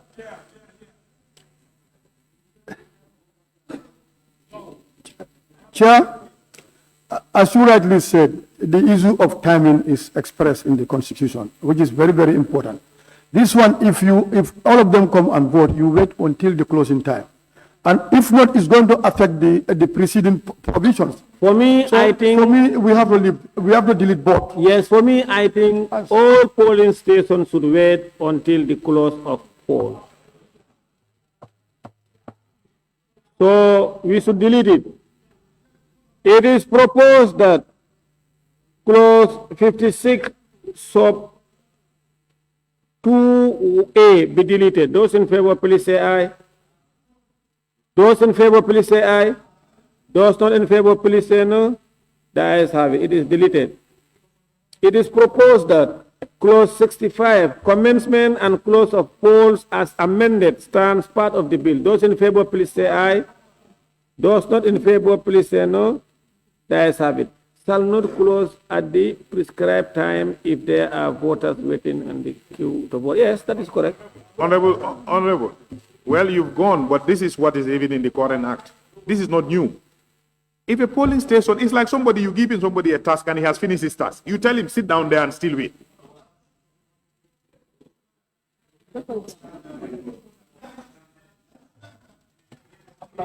Chair. Hi, AG. Maudo, yes.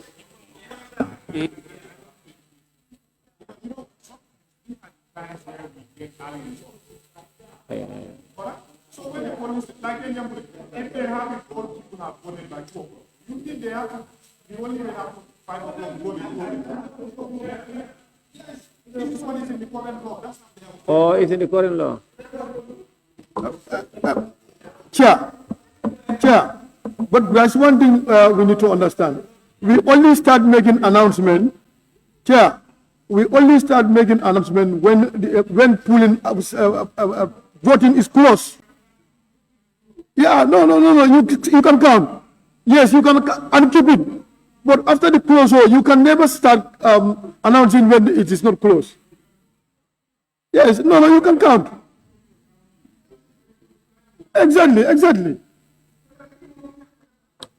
Hey, you keep quiet. Are you people going to rescind that decision or will? Right, class, let's proceed. Clause 66, method of voting. Clause 66, method of voting. No issue. It is proposed that clause 66, method of voting, stands part of the bill. Those in favor, please say aye. Those not in favor, please say no. The ayes have it. Clause 67, assisted voters. Clause 67, assisted voters. It is proposed that clause 67, assisted voters, stands. There is an issue. Chairman, the recommendation is that OHA be added between his and voting in clause 67(2) at the end of the sentence. Yes.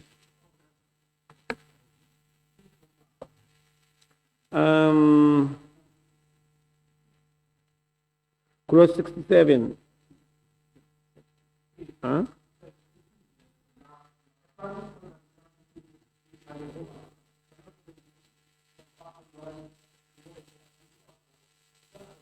Yes, his or her vote. You have seen it. It is proposed that clause 67, as amended, assisted voters stands part of the bill. Those in favor, please say aye. Those not in favor, please say no. The ayes have it.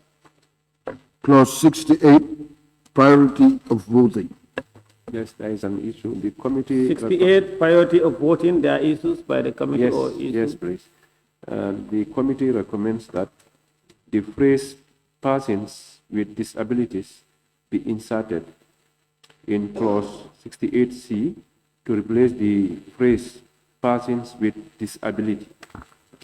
How about the sick person also? You don't come to that. You said the phrase person with disability be inserted in clause to replace the phrase persons with disability.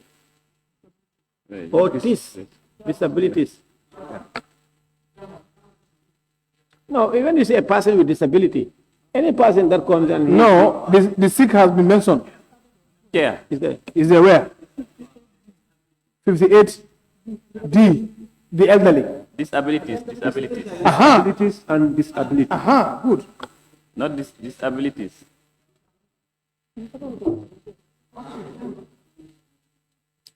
So, person with disability and person with disabilities, what is the difference?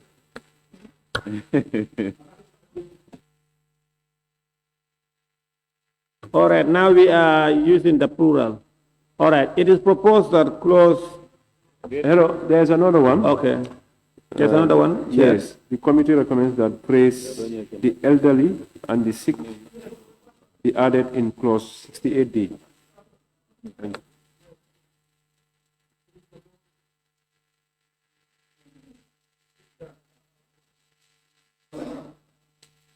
Use... Huh? In order. It is proposed that clause 68, priority of voting as amended, stands part of the bill. Those in favor, please say aye. Those not in favor, please say no. The ayes have it. Clause 69, offences within a polling station voting. Chairman, clause 69, offences within a polling station voting. Yes, there is an issue. Yes, please.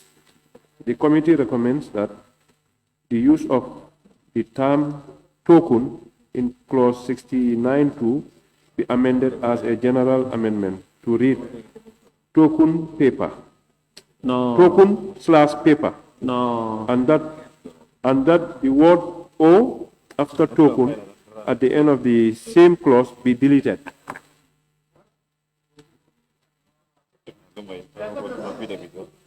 Yes. Chair, please don't confuse. There is no paper, it's only token. No, they just make... No, there is no interest here. This is the recommendation. So, and it's token/paper. No. Chairman, token, period. Yes, I'll come to you.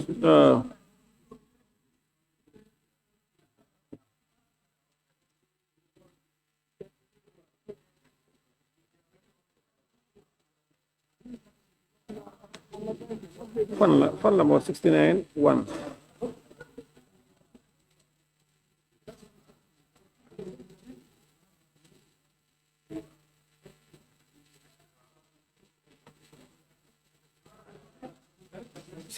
Where? 69, the recommendation for where? 69(2). Is it 69(2) where?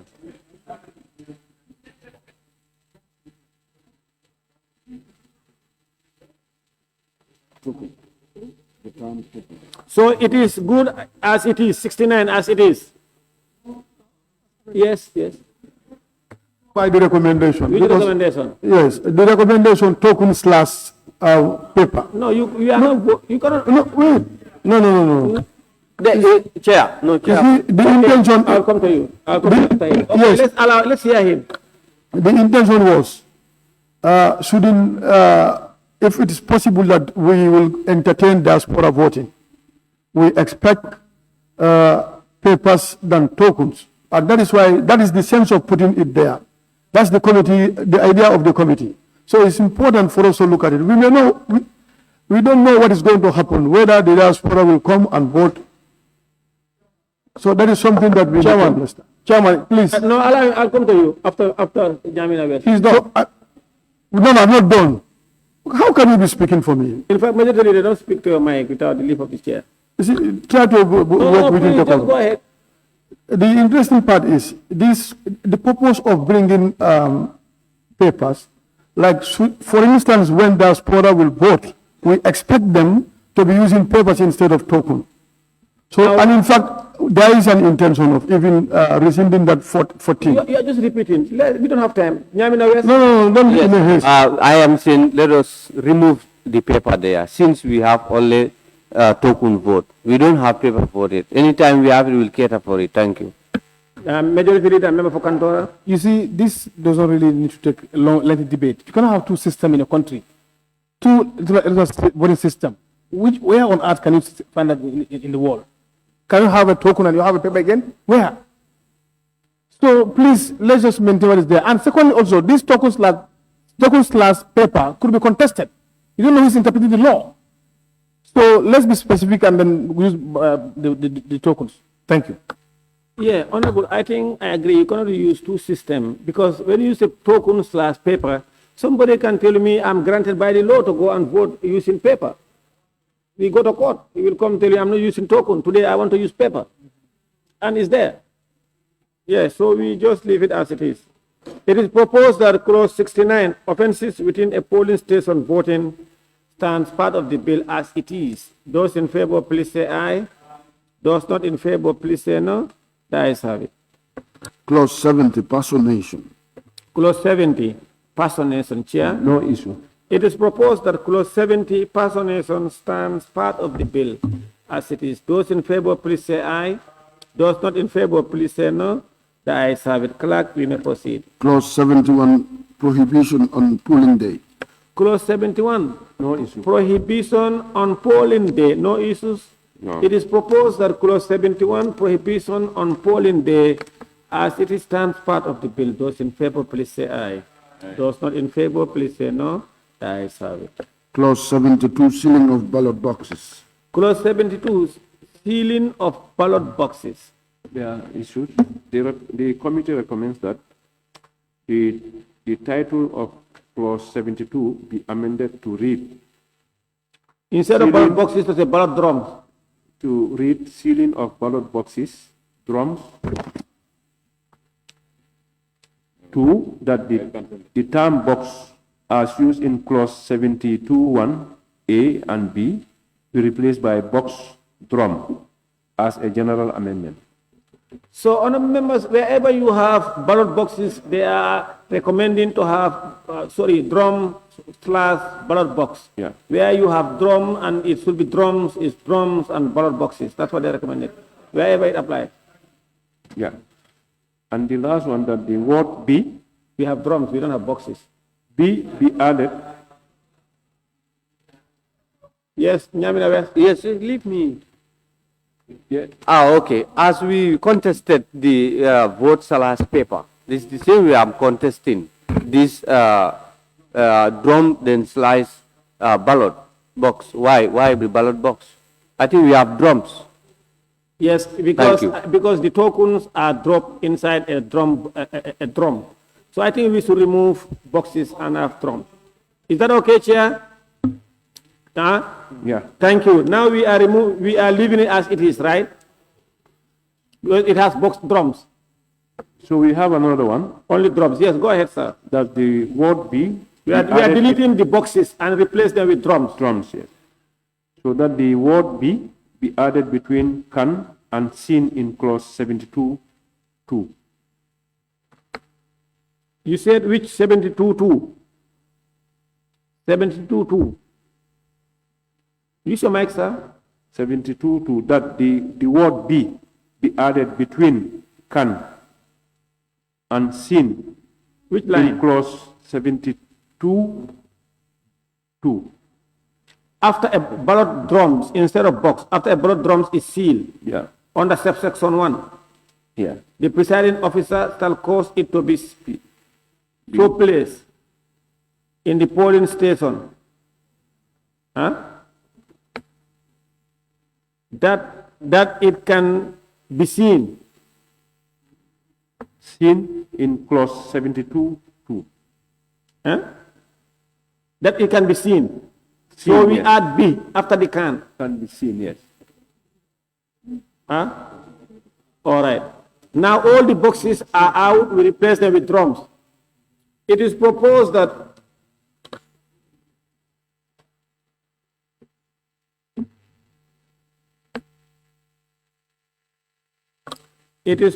that clause 72, sealing of ballot boxes as amended, stands part of the bill. Those in favor, please say aye. Those not in favor, please say no. The ayes have it. Clerk, you may proceed. Clause 73, duty of presiding officer at close of polls. Clause 73, duty of presiding officer at close of polls. Chair. Recommendation. The committee recommends that the spellings of park in clause 73.5 be changed to park. Huh? 73.5. Yes. AG, clause 73.5. The presiding officer shall park. PARK, this is to be PACK. Yes. All the ballot drums.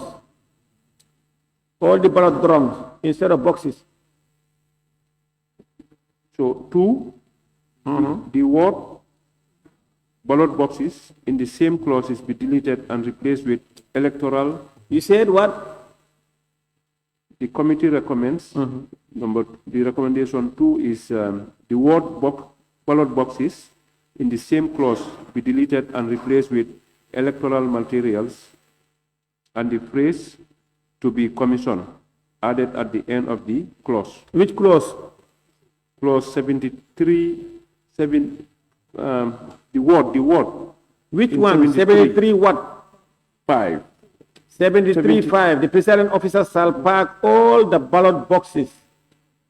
Shall park all electoral material. Election material, whether boxes or drums. Yeah. Shall park all election material. Electoral material. Commission. Electoral material. To the commission. To the commission. And hand it over. To the commission. To the commission. And hand it over to the commission. Let's just say hand it over. At the end of the clause. Let's just say hand it over. He will hand it over to the relevant authority. I think the commission. Hand it over to the commission. AG. I think it's Majority Leader and AG, please. If they are proposing something here, can you listen to them? 5. 5. They want to, of course, the presiding officer shall park all electoral material and hand it over. They want us to add to the commission. Yes, and then also hand it over and add commission to the commission. The commission.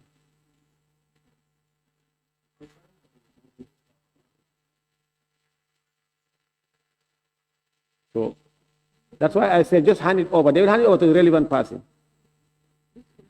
It's not the commission. No.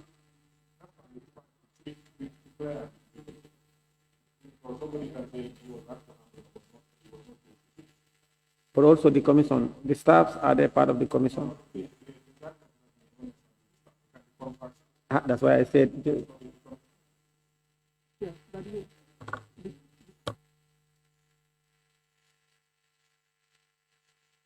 Hand it over to the commission, eh? All right. Have you added it? It is proposed that clause 73, duty of presiding officer at close of polls, as amended, stands part of the bill. Those in favor, please say aye. Honorable members, aye. What is the problem? Those in favor, please say aye. Those not in favor, please say no. The ayes have it. Clerk. Clause 74, counting centers. Clause 74, counting centers. No issue.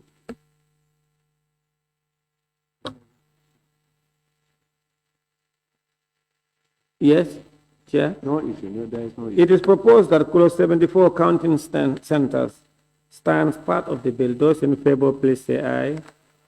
Those not in favor, please say no. The ayes have it. Clause 75, appointment of counting agents. Clause 75, appointment of counting agents. Yeah, we have a small issue there. Chair, yes. That is the committee proposed that S in counting agents be removed to make it singular. Why? Sometimes most of the case counting agents are two per party. Then we come that's minor. Counting agents. Because here it's saying a polling agent. Yeah, counting agents. Because it's a polling agent, there are a lot of counting agents. From one party, two party, three party, then the total will be counting agents. Among the, like one counting agent from this party, another counting agent from that candidate, another together is agents.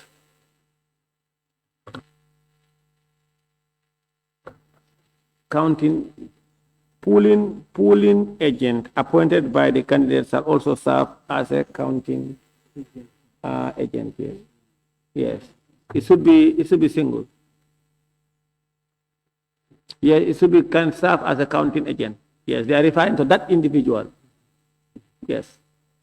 If it were to be can serve as part of the counting agent, then you would have. Yes, it should be the S should be deleted.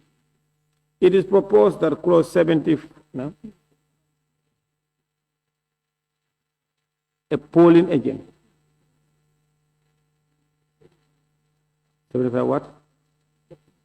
That's the polling agent. It should be single or what?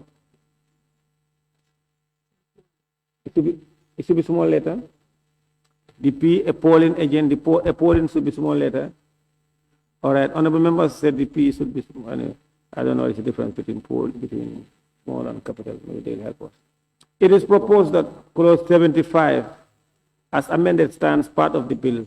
Those in favor, please say aye. Aye. Honorable members, please. It is proposed that clause 75, appointment of counting agent, stands part of the bill. Those in favor, please say aye. Those not in favor, please say no. The ayes have it. Clause 76, counting of votes. Yes.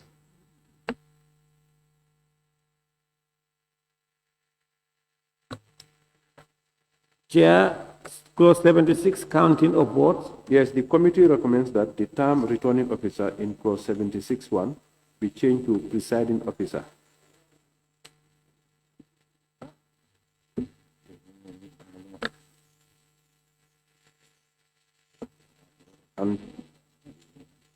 And the other one is 76. Wait.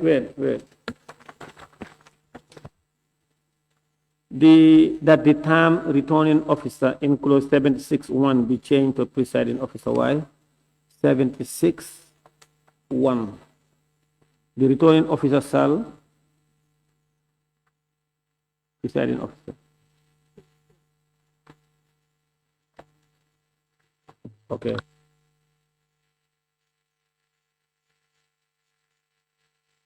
Returning officer, it should be the presiding officer. Yes, that's correct. Yes. Yeah, because it's the presiding officer who presides over a polling station. So the activities of the polling station is under the direct supervision and coordination of the presiding officer, especially making arrangement for counting of votes at each polling station in the presence of the counting agents. Because the returning officer may not be there. In the case of presidency, the returning officer will be at the headquarters, he will be the chairman. And maybe sometimes, even if it is at the constituency level, most instances it might be the chairman.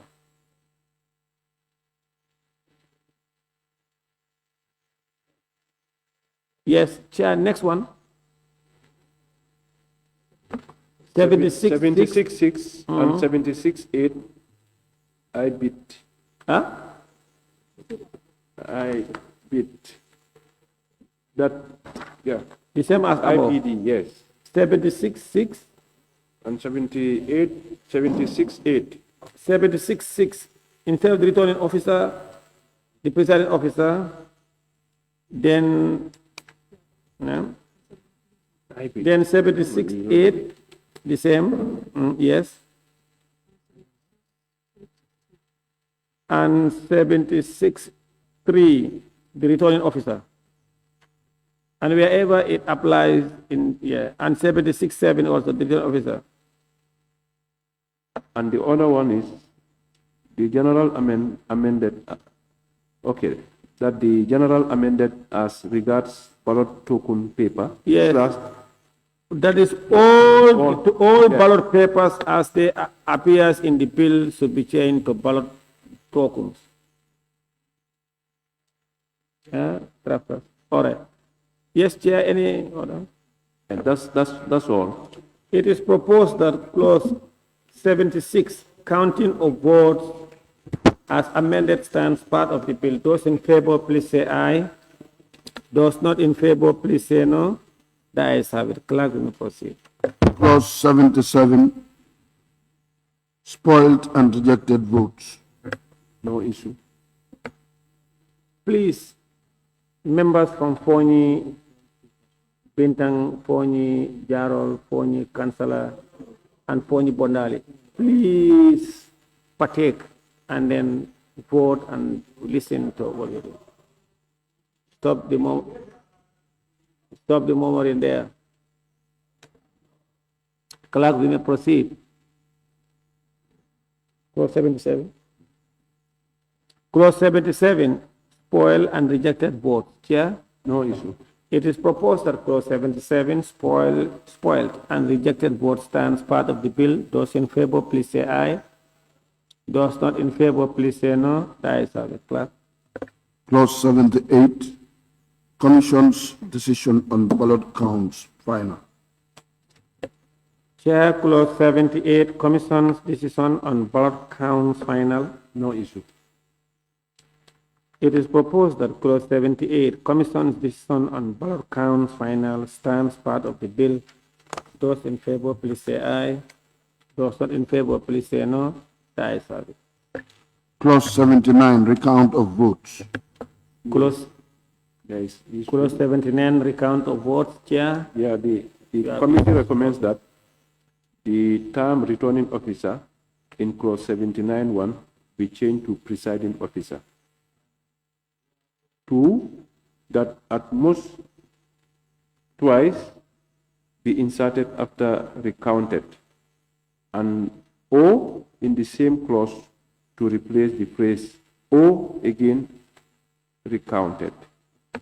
79 sub 1. Returning officer, presiding officer. And then after recounted and or, insert after recounted and or in the clause.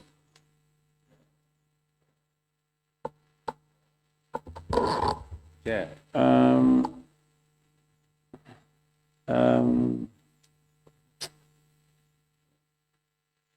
That at most twice be inserted after recounted. You see, what they are saying, they want it to read as follows. When the counting or any account of the votes is completed, a candidate or his or her agent may require the presiding officer to have the votes recounted at most twice. That's what they were, at most recounted, then you add at most twice. At most, not more than twice. Or, yes.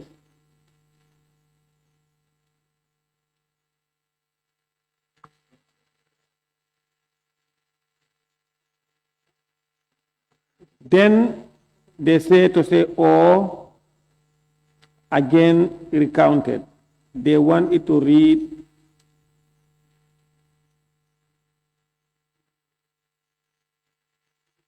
or, shall I help us here? Yes.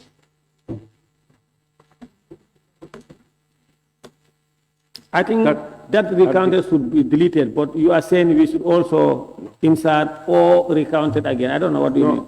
What we are saying is that at most twice be inserted after recounted. Or in the same clause to replace the phrase or again recounted. And now you are saying, you are contradicting yourself. You are proposing that, but you are saying also the presiding officer have the sole discretion of refusing to recount.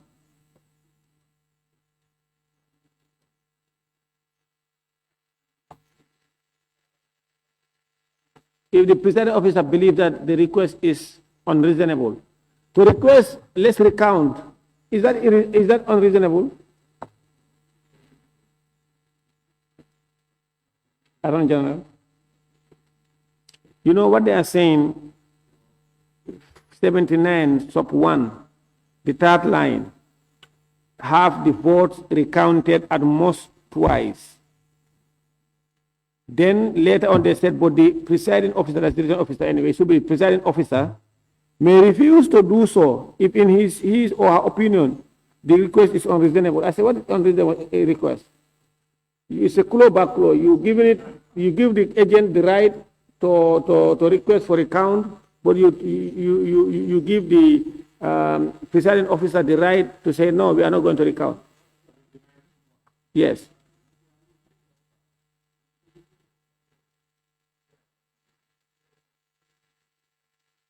Yes, Chair. Yeah, let's allow the Attorney General to follow. Hassani, you've allowed the agents, when they think that the counting, you misannounce the figures also before even filling it, and they request a recount, and which we are granting, but we are saying also, but if the presiding officer believes that it's unreasonable, he should refuse. Why should he refuse? When people are there, they're just counting. I'm going to know you mistakenly. It should be this, not this. And he said, let's recount. And the presiding officer will say, no, I think what I said is correct. Is that transparent? I think this is trying to, what we say in the courts, there must be a finality to litigation. Counting and recounting is allowed, but it cannot be indefinite. It cannot be counting, recounting, and recounting and recounting unending. That's what they say at most. So it says, that is why it is saying, if the request becomes unreasonable now, the returning officer should have the authority to say, no, we cannot go beyond this. Because we have counted, you have asked us to recount, we have recounted, maybe we have recounted again. So if the request, so that's the discretion of the returning officer now. If the request is becoming unreasonable, you have to stop it. Otherwise, they'll be counting the whole night and the following day until never ending. Yeah, it would have been appropriate if they have not probably inserted or want to insert at most two. Sorry? Because what they are saying, most? No, that's what the committee is recommending. They said have the voters recounted at most twice. Where is that? It's a proposal. It's in the report. It's a recommendation from the committee. No, but the clause as is, without any changes, is good. No, yeah, that's what I'm saying. I said, because once they proposed to include at most twice, I said, now you are giving the presiding officer to recount at most, let us twice after two. No. Now, yet still, you still have another, even further to say, but the presiding officer may refuse. That means you are saying, even that at most two, you are saying the returning officer may say, no, we are not even counting even one. That's what I'm saying.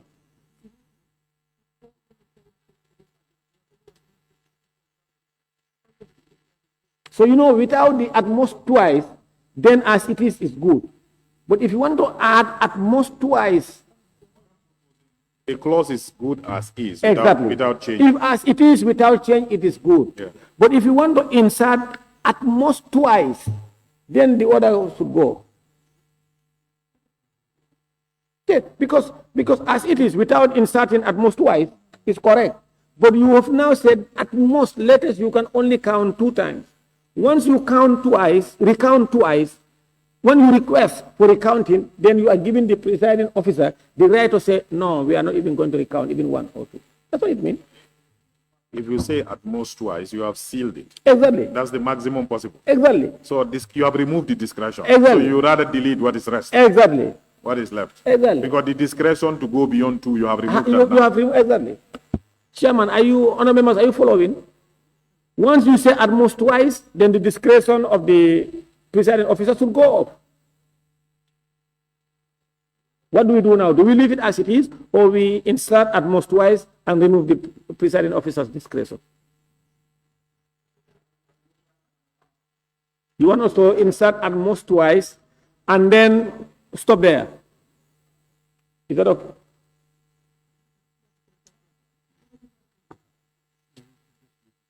As it is better. Not to insert. We leave it as it is. Yes.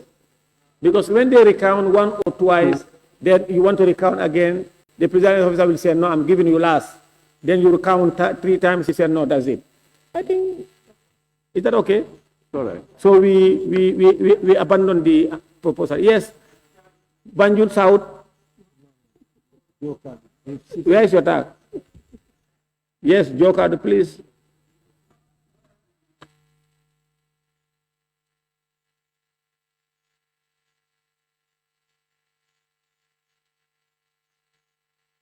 Now, you know, sometimes also it can involve a lot of votes or a lot of stations recounting, you know, recounting sometimes. You can recount up to 3, 4 times. And then reasonably, then he'll say, no, now it's unreasonable. But if you want to tie it only to twice, it may. But now that you are given a discretion, exactly, they have the option to go to 3 or 4 or 5 or even 10. When now it's 10, I'm sealing it. To every reasonable mind will believe that the presiding officer have given enough discretion.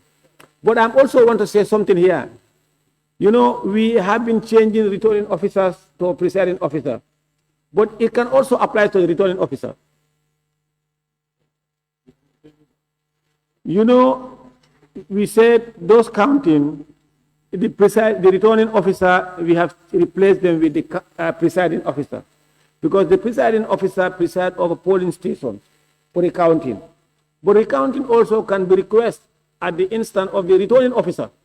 For instance, after the entire constituency ballots have been announced, or the entire country, a candidate can request a recount of a region, or a whole region, or a whole constituency, or a one constituency because presidential election is one constituency. That the returning officer, you can request from the returning officer for a recount. Yeah, it can be done by the court. But when the court said you can recount, then who will they direct? Is the returning officer. That's why I say, okay, the commission. All right. Then we can say here, because here is about recount. We leave it like this, not the then where they are saying the returning officer, we change it to presiding officer. Is that fine? All right. We leave it as it is, only amend returning officer to presiding officer. It is Chair. Yes, Sarapona. You know, like you rightly said, we are just changing from presiding to returning officer. So we need to know their functions. Because I believe, you know, election results, when they are announced, they would say satisfied by the returning officer. How many presiding officers do IEC have? Is it in each constituency or in each region? No, presiding officers, they have in each station, polling station. We need to, here's the point, we need to verify from IEC, because I suspect when the polls are closed, presiding officers convert into probably returning officers. No, we need to check that. Does that happen? No, you know, in the case of presidency, the chairman is the returning officer for the whole country. For the whole country. But of recent, I have listened or watched this by elections. You know, sometimes the regional commissioner will serve as a, so I think because that's the AG, that was the issue I was raising. That was my concern. The returning officer, because we are changing presiding officers only, but we should have a returning officer. I think IG, IEC, I don't know why they are not here. They should be here because today we are continuing up to 6 p.m. or beyond. AG, tell your people to call the IEC, the chairman, the electoral commission, they should be here. The IEC chairman, the electoral commissions, and some of the technical directors, they should be here.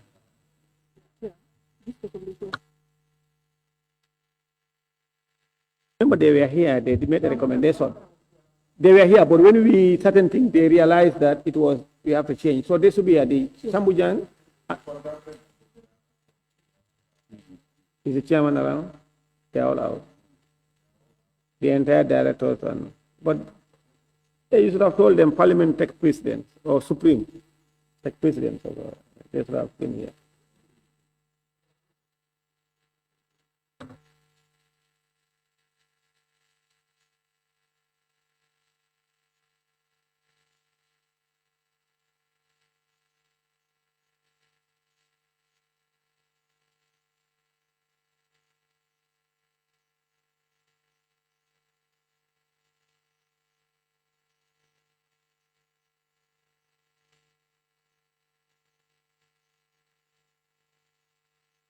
Member for Basse?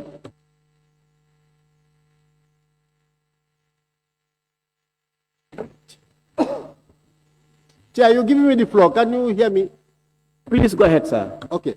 This area is very sensitive because when it is about for elections, the IEC at the headquarters, they appoint returning officers in every region. Despite you are the senior officer in every region, but they appoint returning officers and attach them in every region. So here is very critical. I think we need to suspend this clause and make a consultation with IEC before we make mistakes. It's a very sensitive area. Foreign Councillor, you have the floor. Yes. Yes. Presiding officers.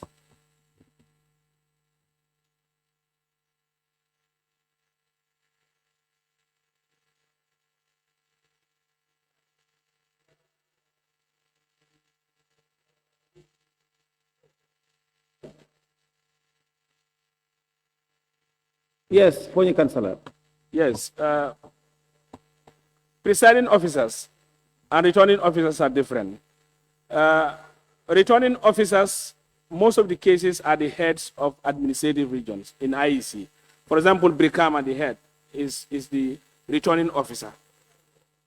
That's what normally Not necessarily. Officers, huh? IG, No, have you contacted your office to call them? Go ahead, Councillor. Presiding officers are already selected administratively, each and every region. They are the presiding officers to certify elections. While the returning officers. So the returning officers, each, for example, West Coast, the head administratively of IEC is the returning officer. Presiding officers is of regions, each and every region who supervise, the elections. They are very different.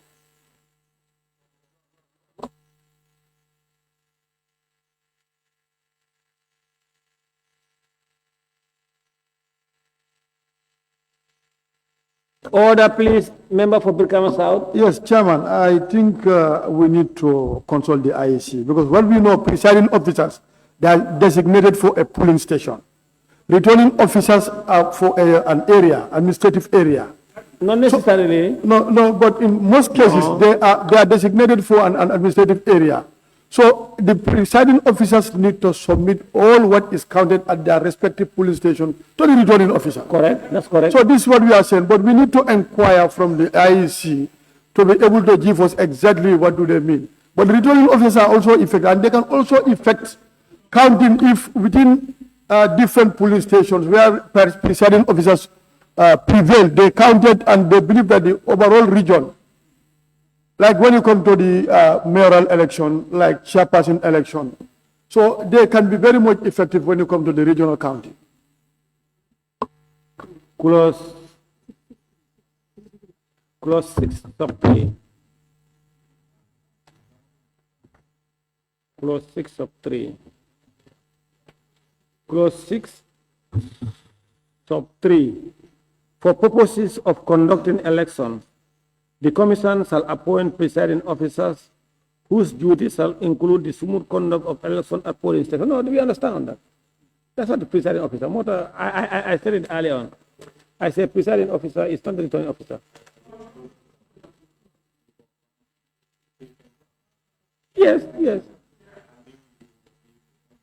Yes. But the problem is now, calls, yes, now calls Sambu, Jang, and ask if the returning officer have to be administrative or to be appointed by the IEC, or it can be the chairman or what in the area of by election per constituency or what election or constituency election or national presidential election. Presidential election would do.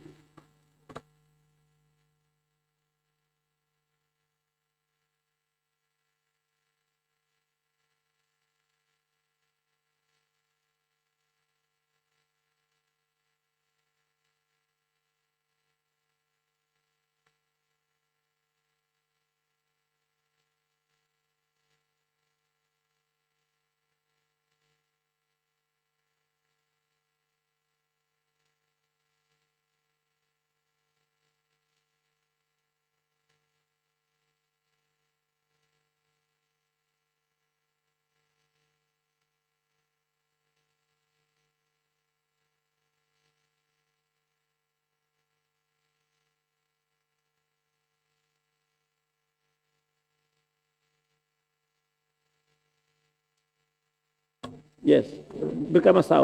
When you come to the issue of returning officers, they are more involved, especially this particular provision where there's a counting and recounting again.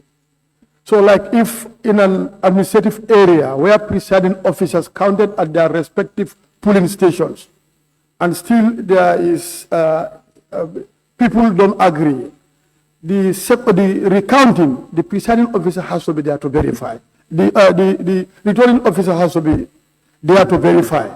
For example, when you come to Brikama Area Council elections, like you have Brikama South, Brikama North, Combo East. So if there is disagreement when you come to the issue, the recounting, that has to be verified by the returning officer. So the returning officer is in charge of an administrative area in most cases. No, you know what is my problem? Can you proceed off your mic? Attorney General, Tony, please. Attorney General, my issue is, now here, I have no problem because as I said, if we put at most, then we have to delete the other thing. But my worry is the returning officer here at recounting. Do we only refer recounting here to only presiding officers?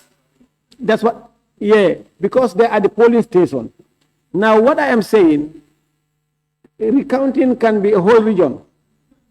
It can be a national recounting.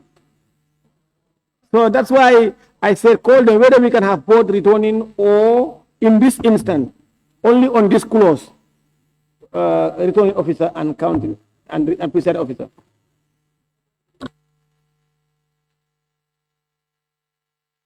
All right. It is proposed that clause 79, recount of votes as it is stands part of the bill.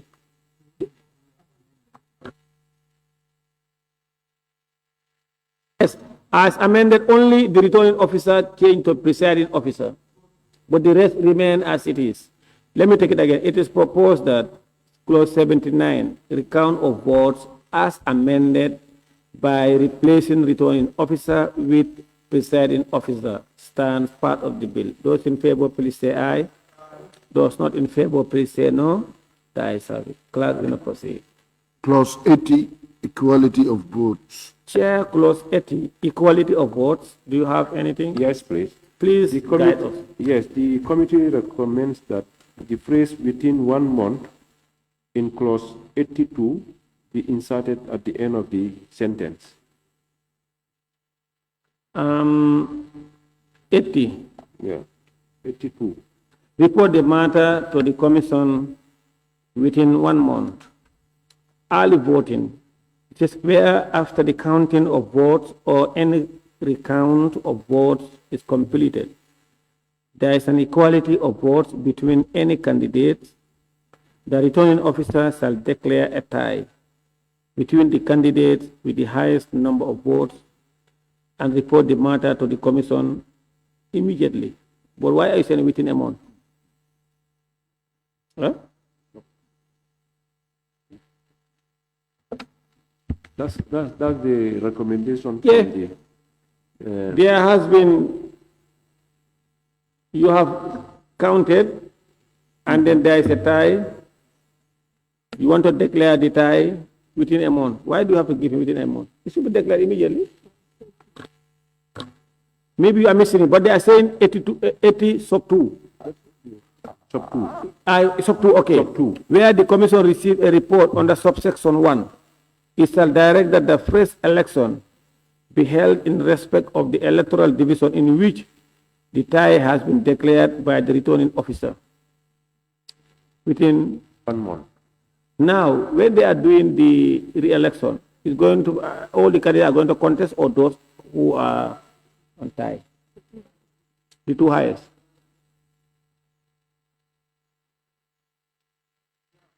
I think the two highest, the two highest, or the two those on those the two that are tied. Those, if you say 2, even 3 people can be on tie, or 4. So don't say 2. It can be those on tie. 5 people can be on tie. You are making law. Because what I'm telling them, they cannot say 2 highest. Say those on tie. It can be 10 people. They all tie.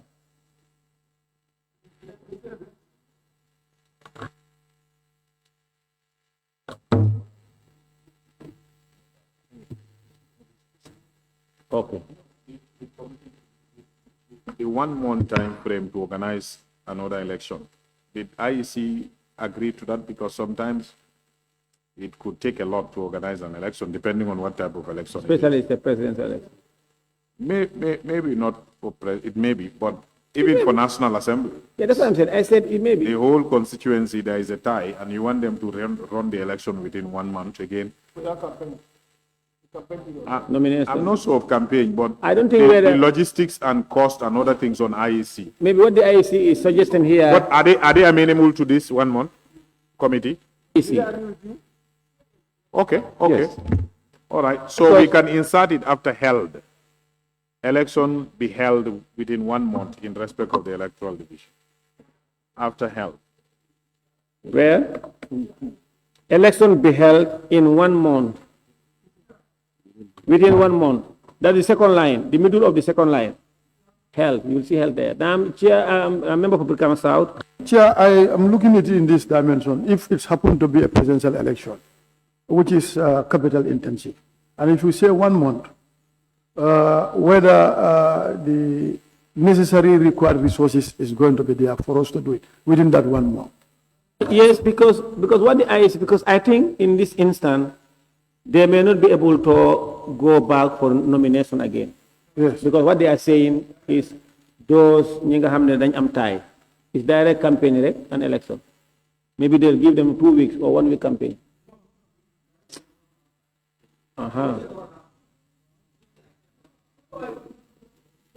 Second round, you do campaign, of course.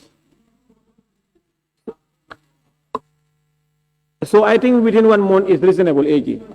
It is proposed that clause 80, equality of votes as amended, stands part of the bill. Those in favor, please say aye. Those not in favor, please say no. The ayes have it. Clerk. Clause 81, reporting on counting of votes. Clause 81, report on counting of votes. Yes.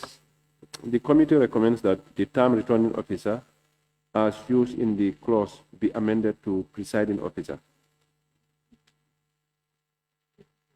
48?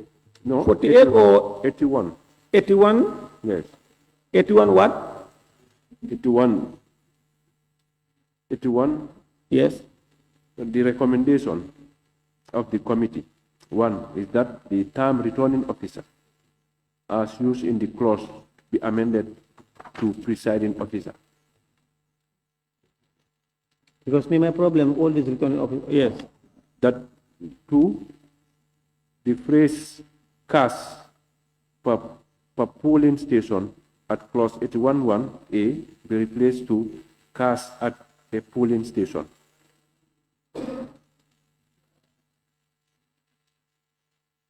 Because this one, I think this one is correct here. Returning officer. It's not changing to presiding officer. Okay.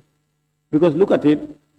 On the completion of the counting of votes at an election, the returning officer shall prepare a report on the counting of votes which shall include the A, total number of votes cast per polling station for each electoral division. Now, you cannot use this as a presiding officer, because that's beyond his responsibilities. B, the number of valid votes, that is when the return officer is announcing the final electoral result. Number of ballot tokens received and those not used. Votes obtained by each candidate. Protest, if any, by counting agents regarding the validity of votes or any other matter, and number of spoiled ballots. This cannot be a presiding officer. Yes. Yes, Chair, I want to partially agree with you, but let us verify from the chair, because they consulted the IEC, whether they have been adequately consulted. No, this cannot be a presiding officer. No, I mean whether both or. Okay, now we will consult them. He said No, your consultation, have you adequately consulted the IEC on this issue? No, put off your mic.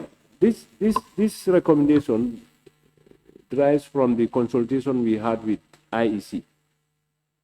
Yes, and at the same time, this particular report, as a chair, I'm a co-chair, but we inherited. This is a report from the 5th legislature. So, Now, this cannot be from IEC. This one, it cannot be a presiding officer. 81. It cannot be presiding officer. Yes, Upper Fuladu West, Lower Fuladu. Yes, I think I don't want us to tie ourselves, because if you go through, even myself, it comes to my mind that this thing is talking about presiding officer, and we are talking contrarily. So I think it's important for us to consult the IEC. All right, member for Lower Upper Fuladu West. What is the role of a presiding officer and a returning officer? Well, you know, this person is talking about immediately when the votes are counted. No, I said. The presiding officer is the head of the polling station. Polling stations or a polling station? A polling station. A polling station. A polling one? Yes. And a returning officer? No, the returning officer, that one is talking about the entire region. Yes. Region can be the country? Yes. Okay, now go to a total number of votes cast per polling station, meaning there are a lot of polling stations. And you said the presiding officer is only one station. And now you want to give him the power of many stations. You give him the power of also to collect in a electoral division. Look at it. Each electoral division, one presiding officer. Now you are telling me after reading this, it's telling you that it should be a presiding officer. Is that correct?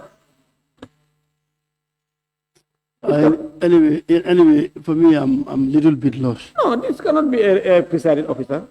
AG cannot be presiding officer.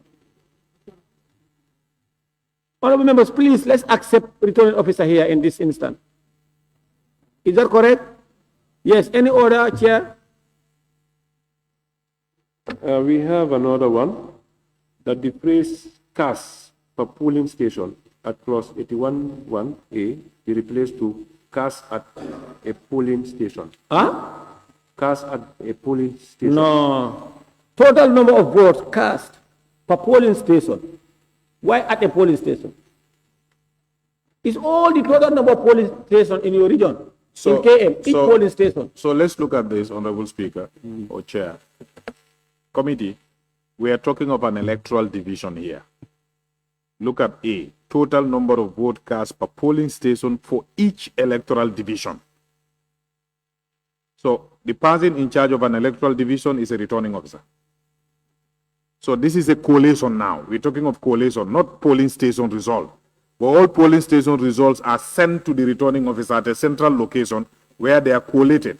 And there, it is the returning officer that have the responsibility to tally and make sure all these things are tallied properly, and he certifies them. In fact, that is why you are a politician. You have agent, counting agent, polling agent. You have also collation centers, agent that you send into the collation centers that is at the region. In the case of your region, usually sometimes they do it at St. Teresa's area or that park, where you have the center for the entire region, and the returning officer and will get all the collation centers. Now that result is satisfied by agents at the collation center. Then from there, it is satisfied. Yes.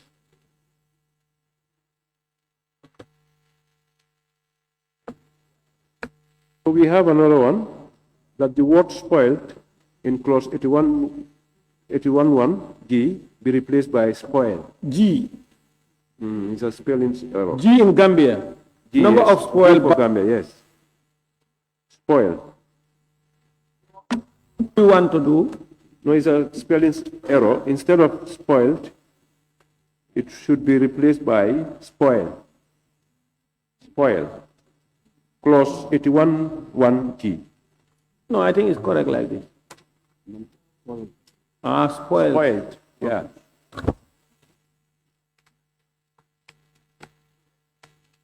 The other office, are you following?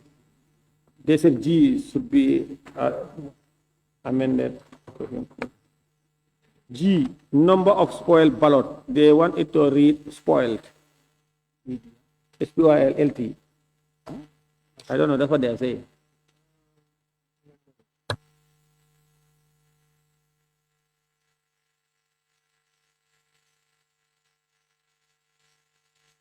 Committee, look at it on 80,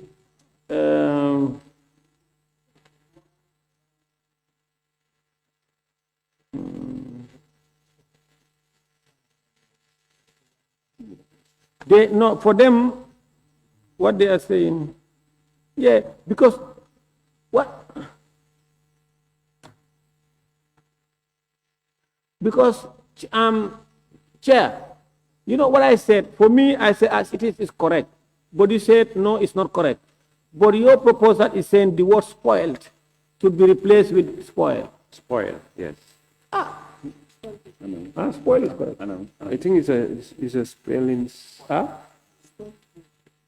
issue here. Now, but what the recommendation were, because the initial bill, it was T, spoiled. They said we remove the T and have spoiled. Now, spoiled is correct. You want us to get spoiled or spoil?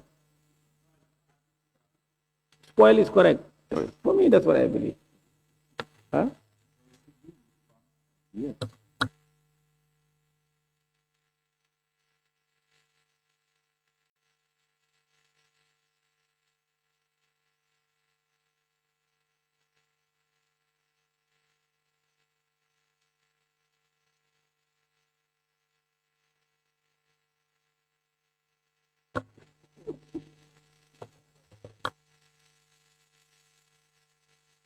So the Attorney General is proposing we add T in the past tense.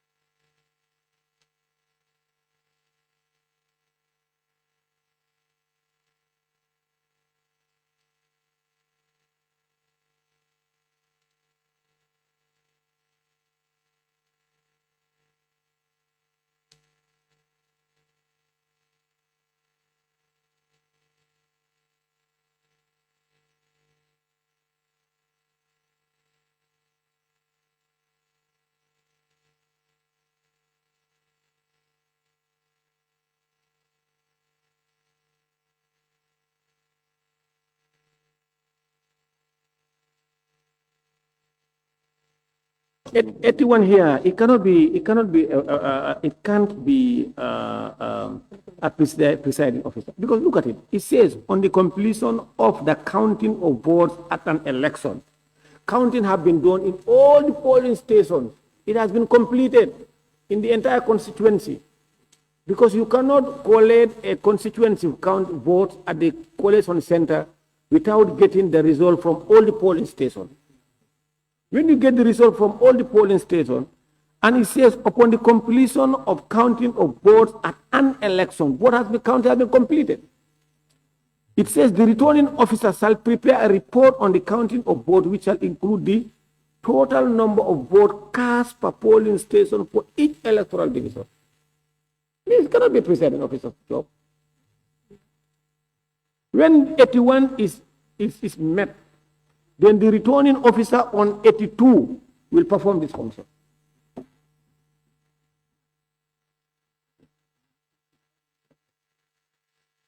Well, then we can shelf it until we hear from the IC.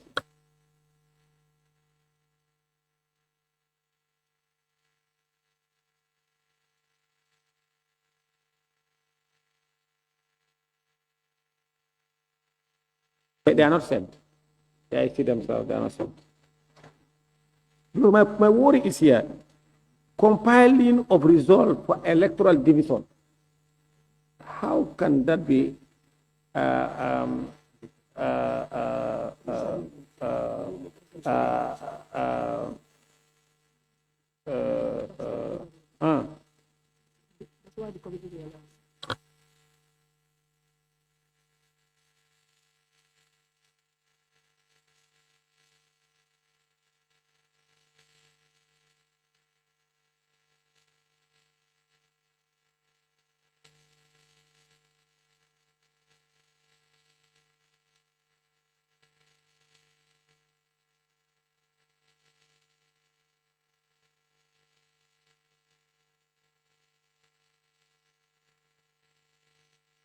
Well, because what I'm saying, unless you, as you are proposing, that is to delete electoral division.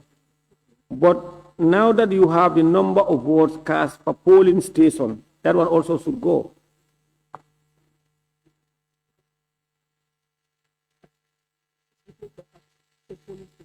Okay. So, committee.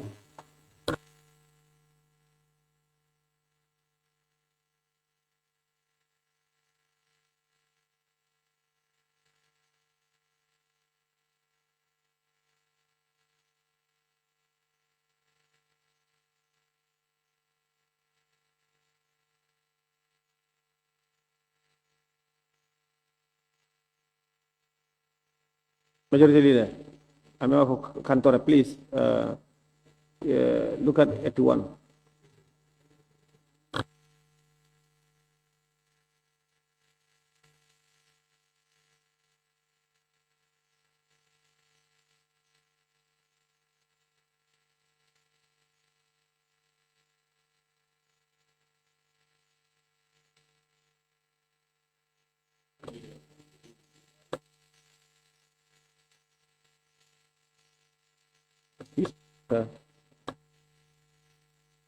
I said there are certain areas we need IEC's guidance. They need to guide that process. So we never thought they were out of town. We called them this morning to join us, but they said they were already in a training in the up country.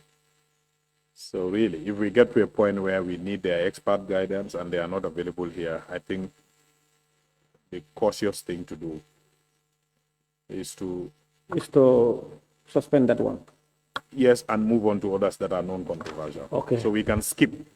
So and then when we get their input, we can clear those ones. we can skip 81 and 82. Yes?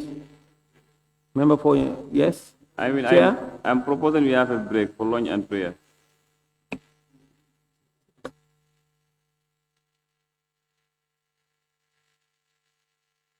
Yes, Member for Basse? I think this is not the first time we are having issues when it comes to bills related to institutions. Well, this is not the first time. This is always occurring. When institutions submit their bills for justice and they are brought here, they should be here to give guides. But IEC know very well because they see the calendar of proceedings and agenda. And they knew very well we're going to sit on this electoral bill. They should be here. They cannot say the entire institution travel to the provinces. Yeah, that is why I'm not sure whether they have seen it or not. Put off your mic. That is why it is the responsibility of the table office. And I've always been telling the director of table office to always write to all departments, whether committee reports or for anything on their business, to notify them and to inform them that they must be. It must be in writing. You cannot just say we have circulated the agenda on the media or wherever. We cannot rely on that. It's better to enhance our service delivery. You cannot say you have to improve on things. I have made a ruling here some time ago, you remember, it's about last year on department, but they're still not doing it. And most of the time, I have to tell the director table, say, you cannot argue on that. So they must take our instructions seriously. Table office, henceforth, from now on, write to all departments and attach the schedule and notify them to come to assembly and attend to their business. You cannot do that.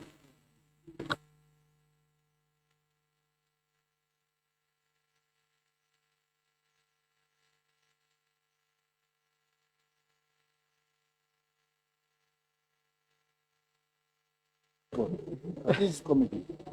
This committee.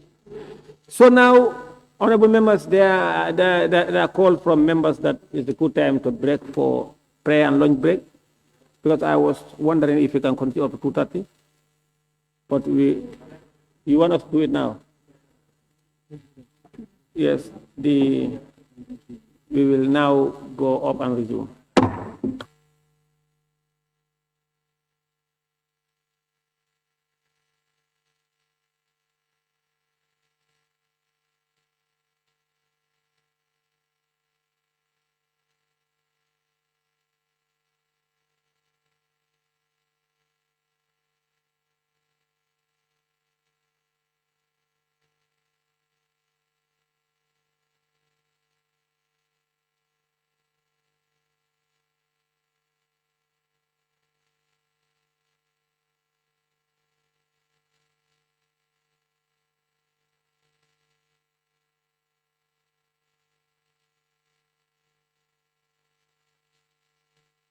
Honorable members, the House now resumes. It's a good time for us to break for prayer and lunch. Majority Leader and Minority come how many minutes? 1 hour now. The time is 1:20, so we are back 3:20.